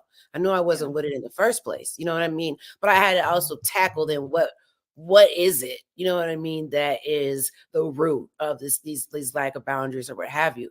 And I've seen a difference definitely in the way that even some people view me, you know what I mean, as maybe not as being as easy to convince to show up to every dang on thing. I'm just very clear and like, no, I ain't gonna do that. No, I'm not with it. And I said what I said, it is what it is. But one of the things that, like you were talking about families and the ways, really right. In the Black community, a lot of times we are taught to excuse a lot of bad behavior. It goes into a video that I saw that you did about that, you know, you could choose the family that you deserve. And I really wanted to talk about that because I know there are some people who saw that and were like, well, hold on. Like, I couldn't choose my punk daddy. That was really me who said that. You know what I'm saying? What you mean? But then I started thinking about it, like, well, maybe she's talking about really how we choose to allow or not allow people, you know, in our lives. And really I know I could definitely speak from someone who has had more of a village around me of people who are not blood related, right? Who are my family, who became my mom's family. And so I could definitely also resonate with that concept. But I really want to talk about that because I know you said that was in the video, you talked about how that's something that is really helpful to a lot of your patients. So you explain for the people who may not have seen the video, and everything I'm talking about today, y'all, too, is on her YouTube channel. I really want to make something you guys can hear this and go back to it, repeat it. So you can find this on her YouTube channel. But yeah, so choosing the family that you deserve, like, what is that? How do we do that? I did the majority of my training in trauma. It's awful that like that's where I was trying to go to find the demographic to work with people that look like me and train and specialize in Black mental health. A lot of times that had me being in trauma centers and sexual assault centers and stuff like that. And one of the things I always state is like family of origin and family of choice are the same, in my opinion, in terms of the amount of people that can help you or hurt you or harm you. Family of origin is the family that you were born into, the family you could be related to by blood. But family of choice are the people that you choose to be your family. My mom has one sister, but I call like 50 women aunt because those are her sisters, right? And so they're aunts to me. And I think a lot of people were not born into the family that they deserve. Everyone deserves to have family members that support them, that listen to them, that will ask about what their boundaries are and not try to violate them, people that will try to learn about them and want to build a healthy relationship, that will understand that conflict is a part of every relationship, but like conflict doesn't mean you have to degrade someone. Like the issue isn't conflict, it's poor conflict resolution. Everyone deserves that, but everyone doesn't get that. That's not who everyone was born into. So I always say build the family that you deserve through community building, right? There are a bunch of social media In mental health communities, like Therapy for Black Girls has Sister Circle, and there's this podcast called Express Yourself Black Men, and it has Safe Haven for Black Men. I started one called the Mind Your Mental Community. Like, there's so many places where you can build community. Facebook, for every single like Facebook is not, it used to be like for college students, and they took the college email off and then it all went crazy. But Facebook is a good app for community building. Every single state I have ever lived in, I can look up like Black Nashville group or Black Colorado group or Black people who like to crochet. I'm in a group of women called Black People Baking Pound Cakes. Black parent moms. Like, and you can do that with anything. Like, I could just join a crochet group or join a baking group. Like, I always feel like Facebook is the community building app. Or it could also just be people that you met in school, right? Like, we've known each other for 14 years. I very much consider you a sister, right? So like, when I think of family, there's no difference in talking about family like my sister, like my twin sister, or family talking about you, because it's family. And I think people need to understand that sometimes individuals try to take advantage of you and use that as an excuse to take over. Like, people will state like they'll say blood is thicker than water, but that's actually not the saying. I believe it's like the blood of the covenant is thicker than the water of the womb, which actually states that like the people that you have built this covenant with, this bond with, is thicker than you just being born into a family. People always say that wrong, and I'm like, nope, that's actually not what that says, right? So I think sometimes when people think about, like, with your topic of healing the Black family, you have to understand that you're a family unto yourself. And if the people that you're born into are constantly degrading you and validating you, not using your pronouns, not acknowledging your partner, talking down to you, then you deserve another family that you need to build, and figure out other avenues to do that. It's hard to find new friends. Find ways to do it. There are so many different ways. You could do it online. You could do it in person. I met my husband just because I said you're cute. Put my number in your phone. Shoot your shot. With friends too. But I think certain aspects of healing the Black family is also realizing that everyone does not deserve you. And it doesn't matter if that is Mima, your sister, or somebody, I don't know, your coworker. Everyone doesn't deserve you or the full aspect of you. Don't think just because you're related to these people by blood that they have the right to treat you poorly. That's not right. Build the family you deserve. And sometimes it's synonymous. Like, the family I was born into was the family I deserve, but that's not the case for a lot of people. And they use blood as an excuse to let people treat them wrong. And that's not going to help anyone. The only person that helps is the person who's taking advantage of you. Like, when we talk about boundaries, I always say, like, boundaries to people who are used to taking advantage of you and the people who are not used to being held accountable for their actions, to them, boundaries are always going to feel like violence. It's going to feel like you're attacking them, because like, how dare you not let me punch you in the face 20 times a day? What is my fist going to do today? I punch you in the face at noon every day. What you mean your face hurts? That's selfish. It's like, I mean, but that's really what it is. I'm violent. That's really what it is. Like, oh, I'm sorry. This kind of hurts. I don't want to do this anymore. Well, I do. Sock them in the face. Like, that's what it is. People who are used to taking advantage of you, who are used to being offenders, who are used to having no accountability. Boundaries going to seem like violence to them. They're going to feel like, so you too good all of a sudden. No, you can't. No. And if you have a problem with it, okay. Anyone who has the issue with, this is what I'm stating, this is my boundary, and I'm stating that this is what I need to maintain a healthy relationship. Boundaries build relationships. Lack of boundaries build resentment. This is what I need for us to have a healthy relationship. And if you're saying that this is not, you can't do that, then we're not going to have any relationship, because I'm saying this is what I need to have a healthy relationship with you. And you're saying that's not important to you, then that's the same thing as saying my relationship isn't important to you. Right. And that's a choice. That's a choice. It's like, I don't want to do that. Okay. I just blocked you. You're never going to get this message because I blocked you. But just a heads up, it's never going to say delivered again. Right. Because like, I'm not going to have it. Like, when we are in our bodies all the time, I was doing a talk the other day, and they were like, well, what about what's the difference between being selfish and self-care? And I'm like, it cracks me up how people, want to talk about thinking self-care is selfish. But you know what? Right. That's saying, like, there is no I in team. I'm a quote Kobe, but there is a me. Okay. So you expect me to take care of you before I take care of me? It's unreasonable. That's great. What? And the audacity of me to take care of myself. and then that's the thing. And then violating your boundaries, they're taking care of themselves first. Exactly. They're putting themselves first. And and you don't want me to do the same? Seems a little contradictory, don't you think? You put yourself first, but you expect me not to do the same. It's just odd. Build the family you deserve. So many people aren't granted the family they deserve. Everyone deserves that. You don't have to go to every event. The mac and cheese is not that good. Learn how to cook. Most time it's not that good. People really can cook and they cannot. Like, we really got to stop this. Learn how to cook, or find a good restaurant to order from. Or if there's 10 people in the room and you don't mess with 7 of them, ask the 3 people in the room that you do mess with, hey, you want to hang out after this? I'm not showing up to this. Right? It doesn't have to be everybody, but you need to you only in this body. You're not supposed to take care of it. It's so when people be like that, I'd be like, you sound crazy. That's embarrassing. I'm embarrassed for you. Okay. Yeah.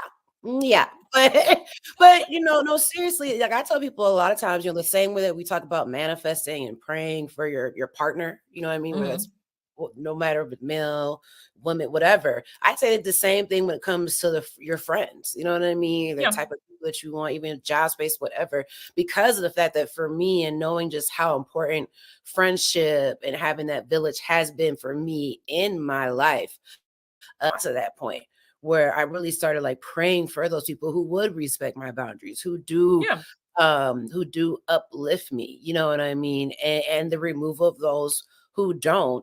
And also the ability to really love myself, to know that I deserved better. I deserve what I am putting on. A lot of people can look at that as being selfish, or you thinking you too good. Well, okay, if that's what you call it, then I am.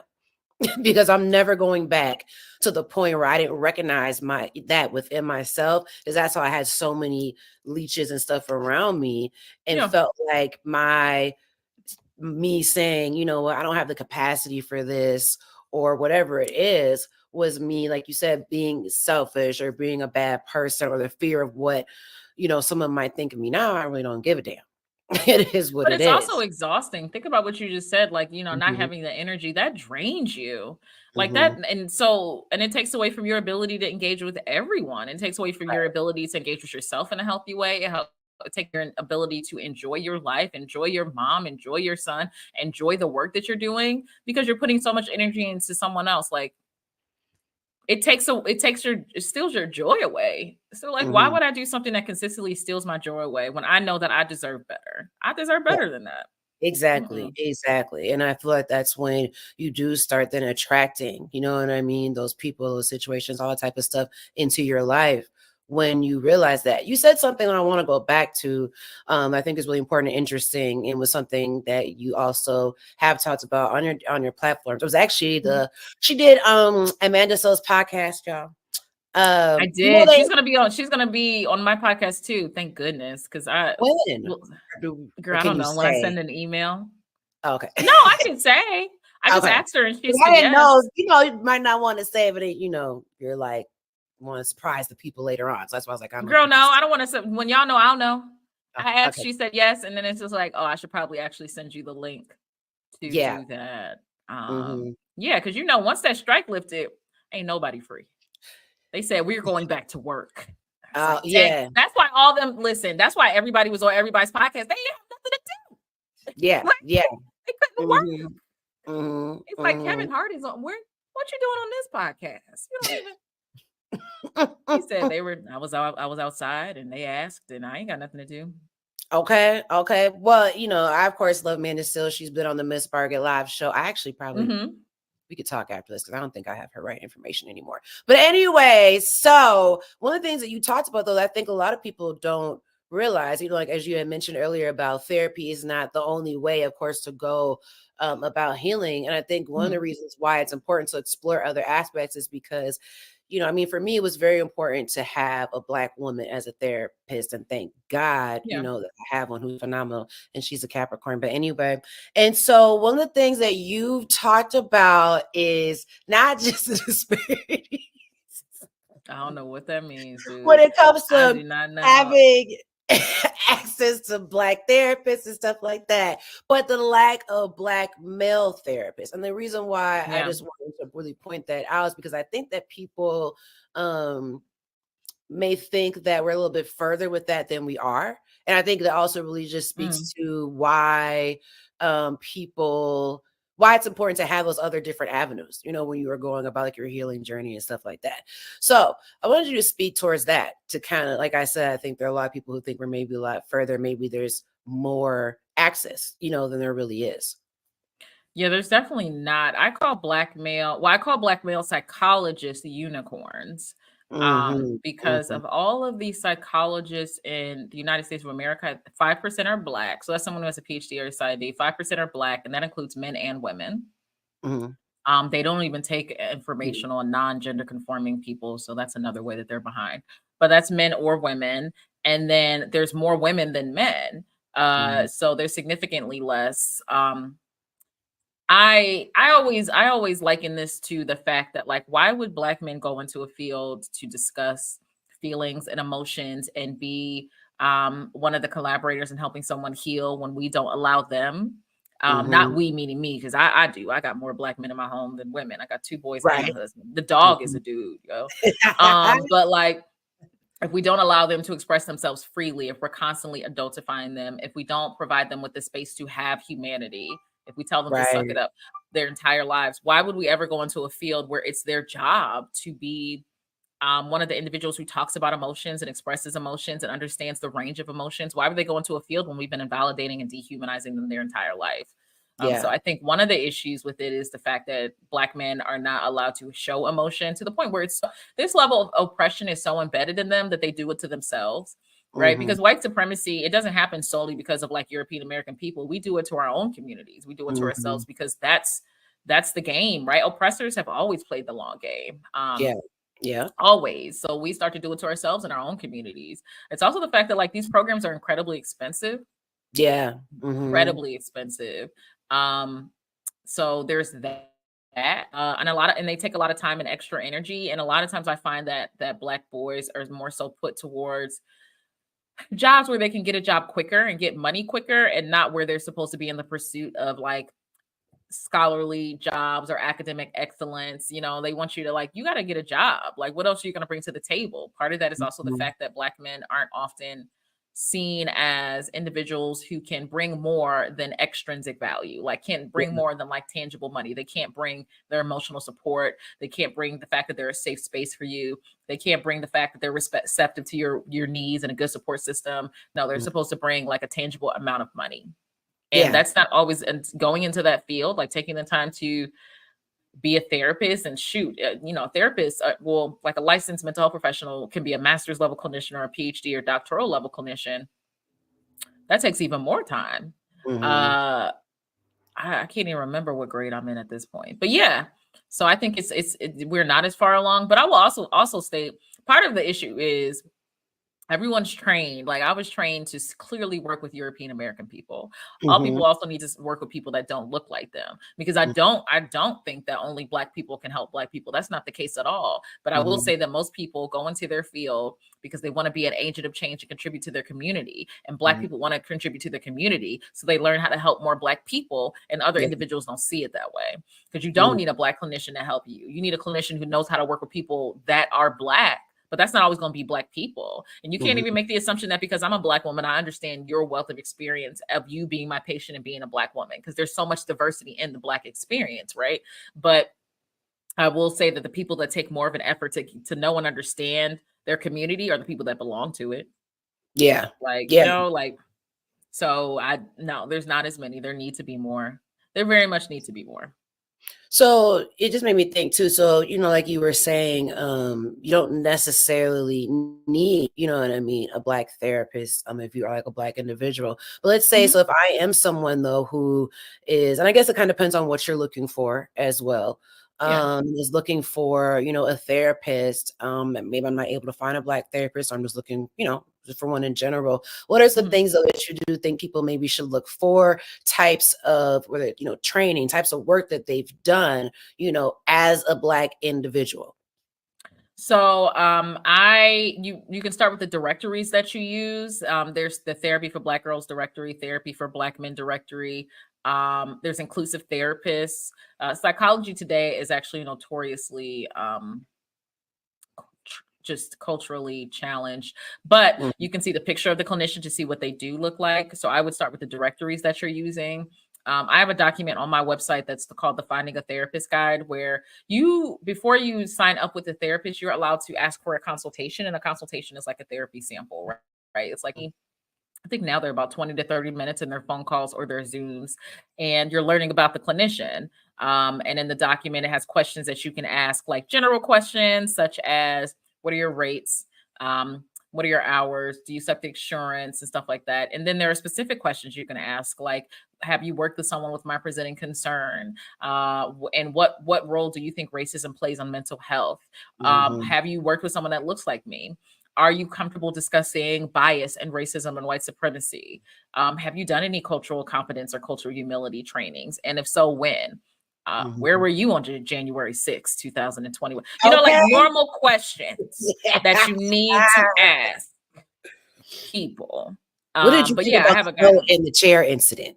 Yeah, like what's going on? About that? But the hallmark of like that consultation session is like, I even have questions. It's called like, it's a vibe check. Like, how did you feel when you walked in the session? How did you feel after? How did you feel about the person? How did you feel after? Did time go by slowly or did it go by quick? Because if it goes by quickly, likely you're feeling comfortable with that person talking. But if it felt like watching paint dry, that may not be the clinician to you, because if you can't handle 30 minutes, you're not going to be able to handle 60.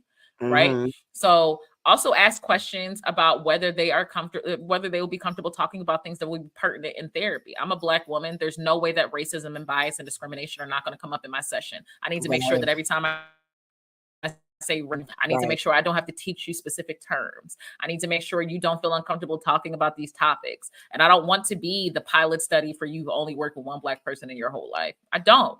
I'm not in the mood for it. You know, so like ask for a consultation session. Everyone doesn't do it, but honestly, most people do. Because before you make consultation sessions are free. So before you make a 50 to 1 hour to 60 minute investment of time, and then a 150 to 225 investment of money or a copay, I should be able to ask you some questions to see like, you know, I don't vibe with you at all. I'm so glad I didn't choose 60 minutes. I'm glad that this was free. Ask for a consultation session, and even reach out to multiple clinicians, because some people you'll reach out to and they won't get back to you. Right. I have a wait list. I don't even have a wait list anymore, because at this point it would be egregious, but it takes me forever to get back to people. And the reply is simply, I'm full. And that's one of the reasons why it takes me forever to get to people. Don't just reach out to one person, reach out to multiple people. And if someone takes forever to get back to you, then they're likely not the person to work with. Right. Like, if I had an open caseload, I would get back way quicker. It takes me forever to get back to you because I don't have an open caseload, which means I'm a clinician for you. I may also not get back to you quick enough in the first place, which means I'm not the clinician for you, right? So also send emails to multiple people, send contact information, fill out forms, ask questions, but everyone should be doing a consultation session because it's your time too. It's your mental well-being. And there's nothing more, you know, other than like open heart surgery, like physical surgery, there's nothing more invasive or vulnerable where you have to be transparent than going through therapy. And you need someone you can actually talk to. If you can't talk to that person, you know in 30 minutes if you're not gonna want to talk to this person. It really don't take that long to just be like, not a fan, or oh, I can work with you. You ain't say nothing about me wearing a bonnet this whole session. All right, yeah, like I'll work with you. But I really think it only takes 30 minutes. I fired multiple clinicians, and honestly, I wish I had done a consultation, but I fired them after working with them for a little bit. And I just didn't think it was going anywhere. My psychologist now is amazing. But even as a psychologist, it took me time to find a psychologist, because I'm just like, yeah, I know you got the credentials, but like, I don't like your style. You know, it doesn't work with me. And there's nothing wrong with them. There's so many different therapeutic techniques and modalities that everyone's style is different and it'll work different with different people. But the person who I work with, this works best with me. That played a heavy role when it came to finding my therapist. You know what I mean? I had different people who recommended therapists to me, and definitely played a role into how quickly you got back to me. Just the way you sounded over the phone. My therapist got back to me really quickly, because I was like, at that point, I was in a really urgent space. So I was like, I need someone who I need to hear from you like right away. I need to know that you're available. You know what I mean? If I'm in this a crisis moment. And just the way she was on the phone, you know, I felt very safe just even in her tone. And I felt like I could pick up just a lot of non-judgment, a lot of empathy. And I knew that that was someone who I could go and lay it all, not even on the table, on the floor. But I definitely like that vibe check was definitely something that was very important to me, because I've been in this situation in a therapist's office and they clearly could care less about, you know, anything that I had going on. And I never heard from them again, never went back to them again. But how disheartening that was, you know what I mean? And a lot of times, you know, when you're going to therapy, you're already at that point where you're like, I'm not skipping in here. I'm crawling on my hands and knees. Help me. Okay. Right. You know, like, come on. Like Kevin Hart said, help me. Yeah, like it's not like, you know, some people, I think some people are amazing to do it preemptively, but that's not how I started therapy. I started therapy because my sister got sick and I wanted to give up everything. And I was like, I have no interest in continuing with anything. So I should probably talk to someone because I'm about to freaking lose it. Never cried so much in my life. It would have been great if I had just gone when I was having a happy phase of my life, but I didn't, which honestly made the search that much worse, because when it was someone I didn't, when they sucked, I was like, yo, it took forever for me to find you and you suck. I'm very upset. Like I'm about to lose. And now what? You know? Right. Like, and then to have to search again, like you had to look for multiple people too. I feel like that's something that people need to understand when it comes down to it. Don't be one and done. Don't be one and done. Yeah. Because everybody deserves therapy. Like people will throw out you need therapy like it's an insult. But no, you deserve a space where your needs are prioritized, where you're able to slow down, because nobody gets that space. All of us are working 50 jobs and taking care of kids, if they're our own or not.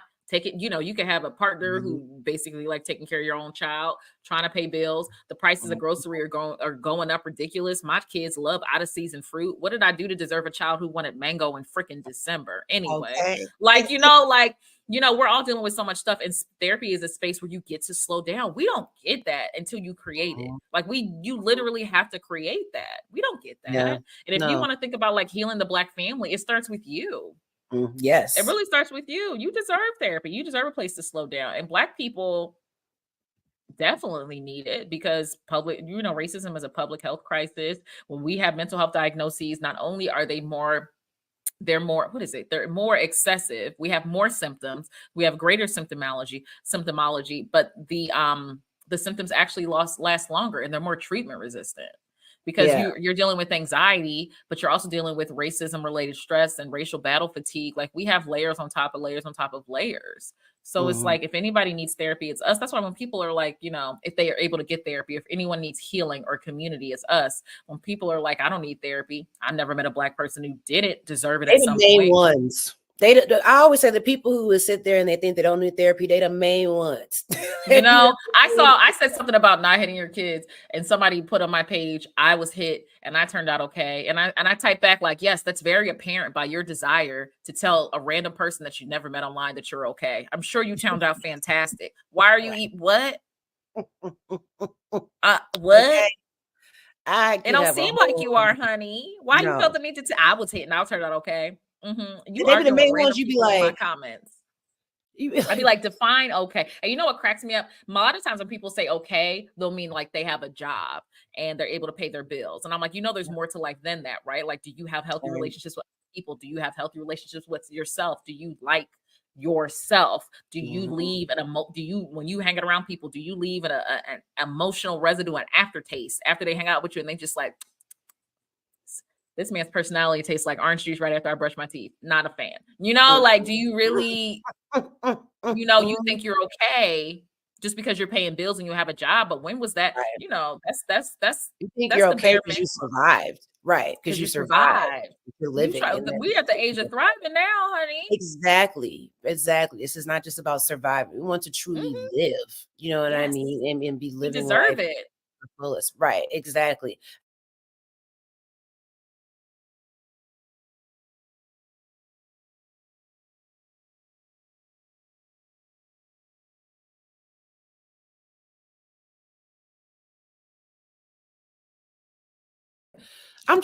I'm realizing I'm talking and y'all can't even hear me. And I might not, let me know if you can hear me, because I know sometimes when we switch off, it like takes the audio off. It won't put your audio back on. And it's weird. I'm about to do a test and see. And that's, you know what, let me take us off the screen, because we're coming up on 1 o'clock. And so I know some of y'all probably like, dang, I was just getting into it. I know, because it's a good ass interview. But you'll be able to see the full interview. You can hear me listening to myself. So I'm checking the sound. You will be able to hear, make sure. Yeah, you can. You'll be able to see the full interview on my YouTube channel. I'm going to have that up next Monday or Tuesday.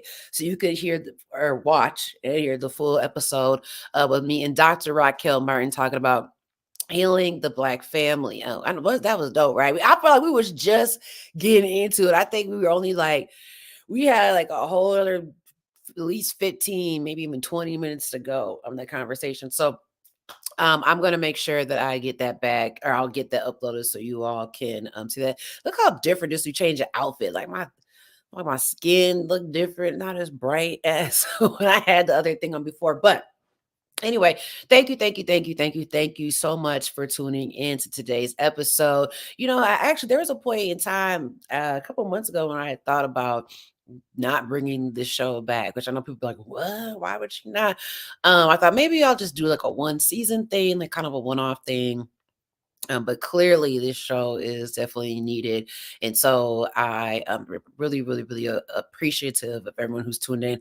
Make sure, now I said before, this is not always going to be on my Facebook channel. So you want to make sure that you are you have subscribed to my YouTube channel, so that you can see not only every time the show goes live, but also I'm going to be dropping more content on my YouTube channel. I was like going kind of hard at first, posting a lot of YouTube shorts, because that's really where it's at. And I kind of fell off. So jumping back into the swing of things, make sure, as we mentioned today, if you are in the Twin Cities area, the Christian Couture Black Experience presents Christian Couture Fashion Show is happening this weekend, so you could go check that out. And of course, I have my fundraising event happening on let me pull it back up here. Okay, because I can't just be, I'm plugging everybody else, not myself. I have my event happening on February the 24th. It is a live broadcast event. I really want you all to come out to that, because you can come in, you get to eat, you know, it's going to be soul food, okay? So you can get you some macaroni and cheese, fried chicken greens, might be some smothered turkey wings, cabbage, okay? Sweet potatoes, all the good stuff. Okay, and so while you're enjoying this meal, then you can watch the show and be a part of it, because you know I'm always going to do giveaways. I actually had a game. I had a game that I was going to play with Rashawnda, and I just ran out of time. That's okay. I don't know. I'm gonna try to play it a different day. I might have, when she comes back on the show, I'll do it then. But as I said, thank you all so much for tuning in. I'll be back next Friday, and I actually am having on a love engineer. Okay, so I'll be posting about that and let you guys know who it is. But yes, February the 24th, come out to Gravy Babies in St. Paul at the old Golden Time location. Shout out to Josie Thomas and Sammy McDowell, owner of Sammy's Avenue Eatery. When I hit them up, I was like, hey, I want to do a special event for Black History Month. They're like, yes, absolutely. And this event is a fundraiser for my content studio. Okay, so the proceeds that are raised during that time, so between about 2 and 4 o'clock, when we are there at Gravy Babies, those proceeds, and you buy food, a plate, the proceeds from that will be donated to my studio. And my goal is to have the studio up and running in the spring, summer, so people can start getting in there recording. I mean, I obviously am using it for all my shows, and I have a lot of content coming. And can get in there and get stuff done, and they can premiere, you know, get ready for the fall or whenever they want to premiere it. So I really want to be a space that a lot of young folks can utilize, you know, who don't have a lot of even access to be able to, like, you know, pay someone to rent time to use a studio. I really want to get a grant. I really want to get a grant that would allow me to give some like free content studio time, free mentor when it comes to doing a show. All I really, so we're going to speak that into existence. If you guys know, have any financial connections that can make that happen, okay, let me know. But the 24th, I'm expecting y'all to be there. Okay, I was going to say be there, be square. That's just too old of a thing. To be there, okay? Be there on the 24th so I can see you live. I'm definitely going to give away a giveaway. It's probably going to be tickets. Y'all know I like to give away tickets to stuff. And it's featuring Alicia Price. As you can see here is the author of the book, It's Not Complicated. I have something special too that I'm doing just with authors. I got that coming soon. So there's a lot of stuff coming this way. Okay, I'm gonna get out of here because it's 1 o'clock. We are at the time. Okay, I gotta go get back. I got an interview. I had an interview at noon. I obviously was doing this, so I had to push it back, interviewing a virtual assistant today because we're going to be doing all this. I'm going to need some help. All right. Y'all have a great rest of your week. Happy Black History Month.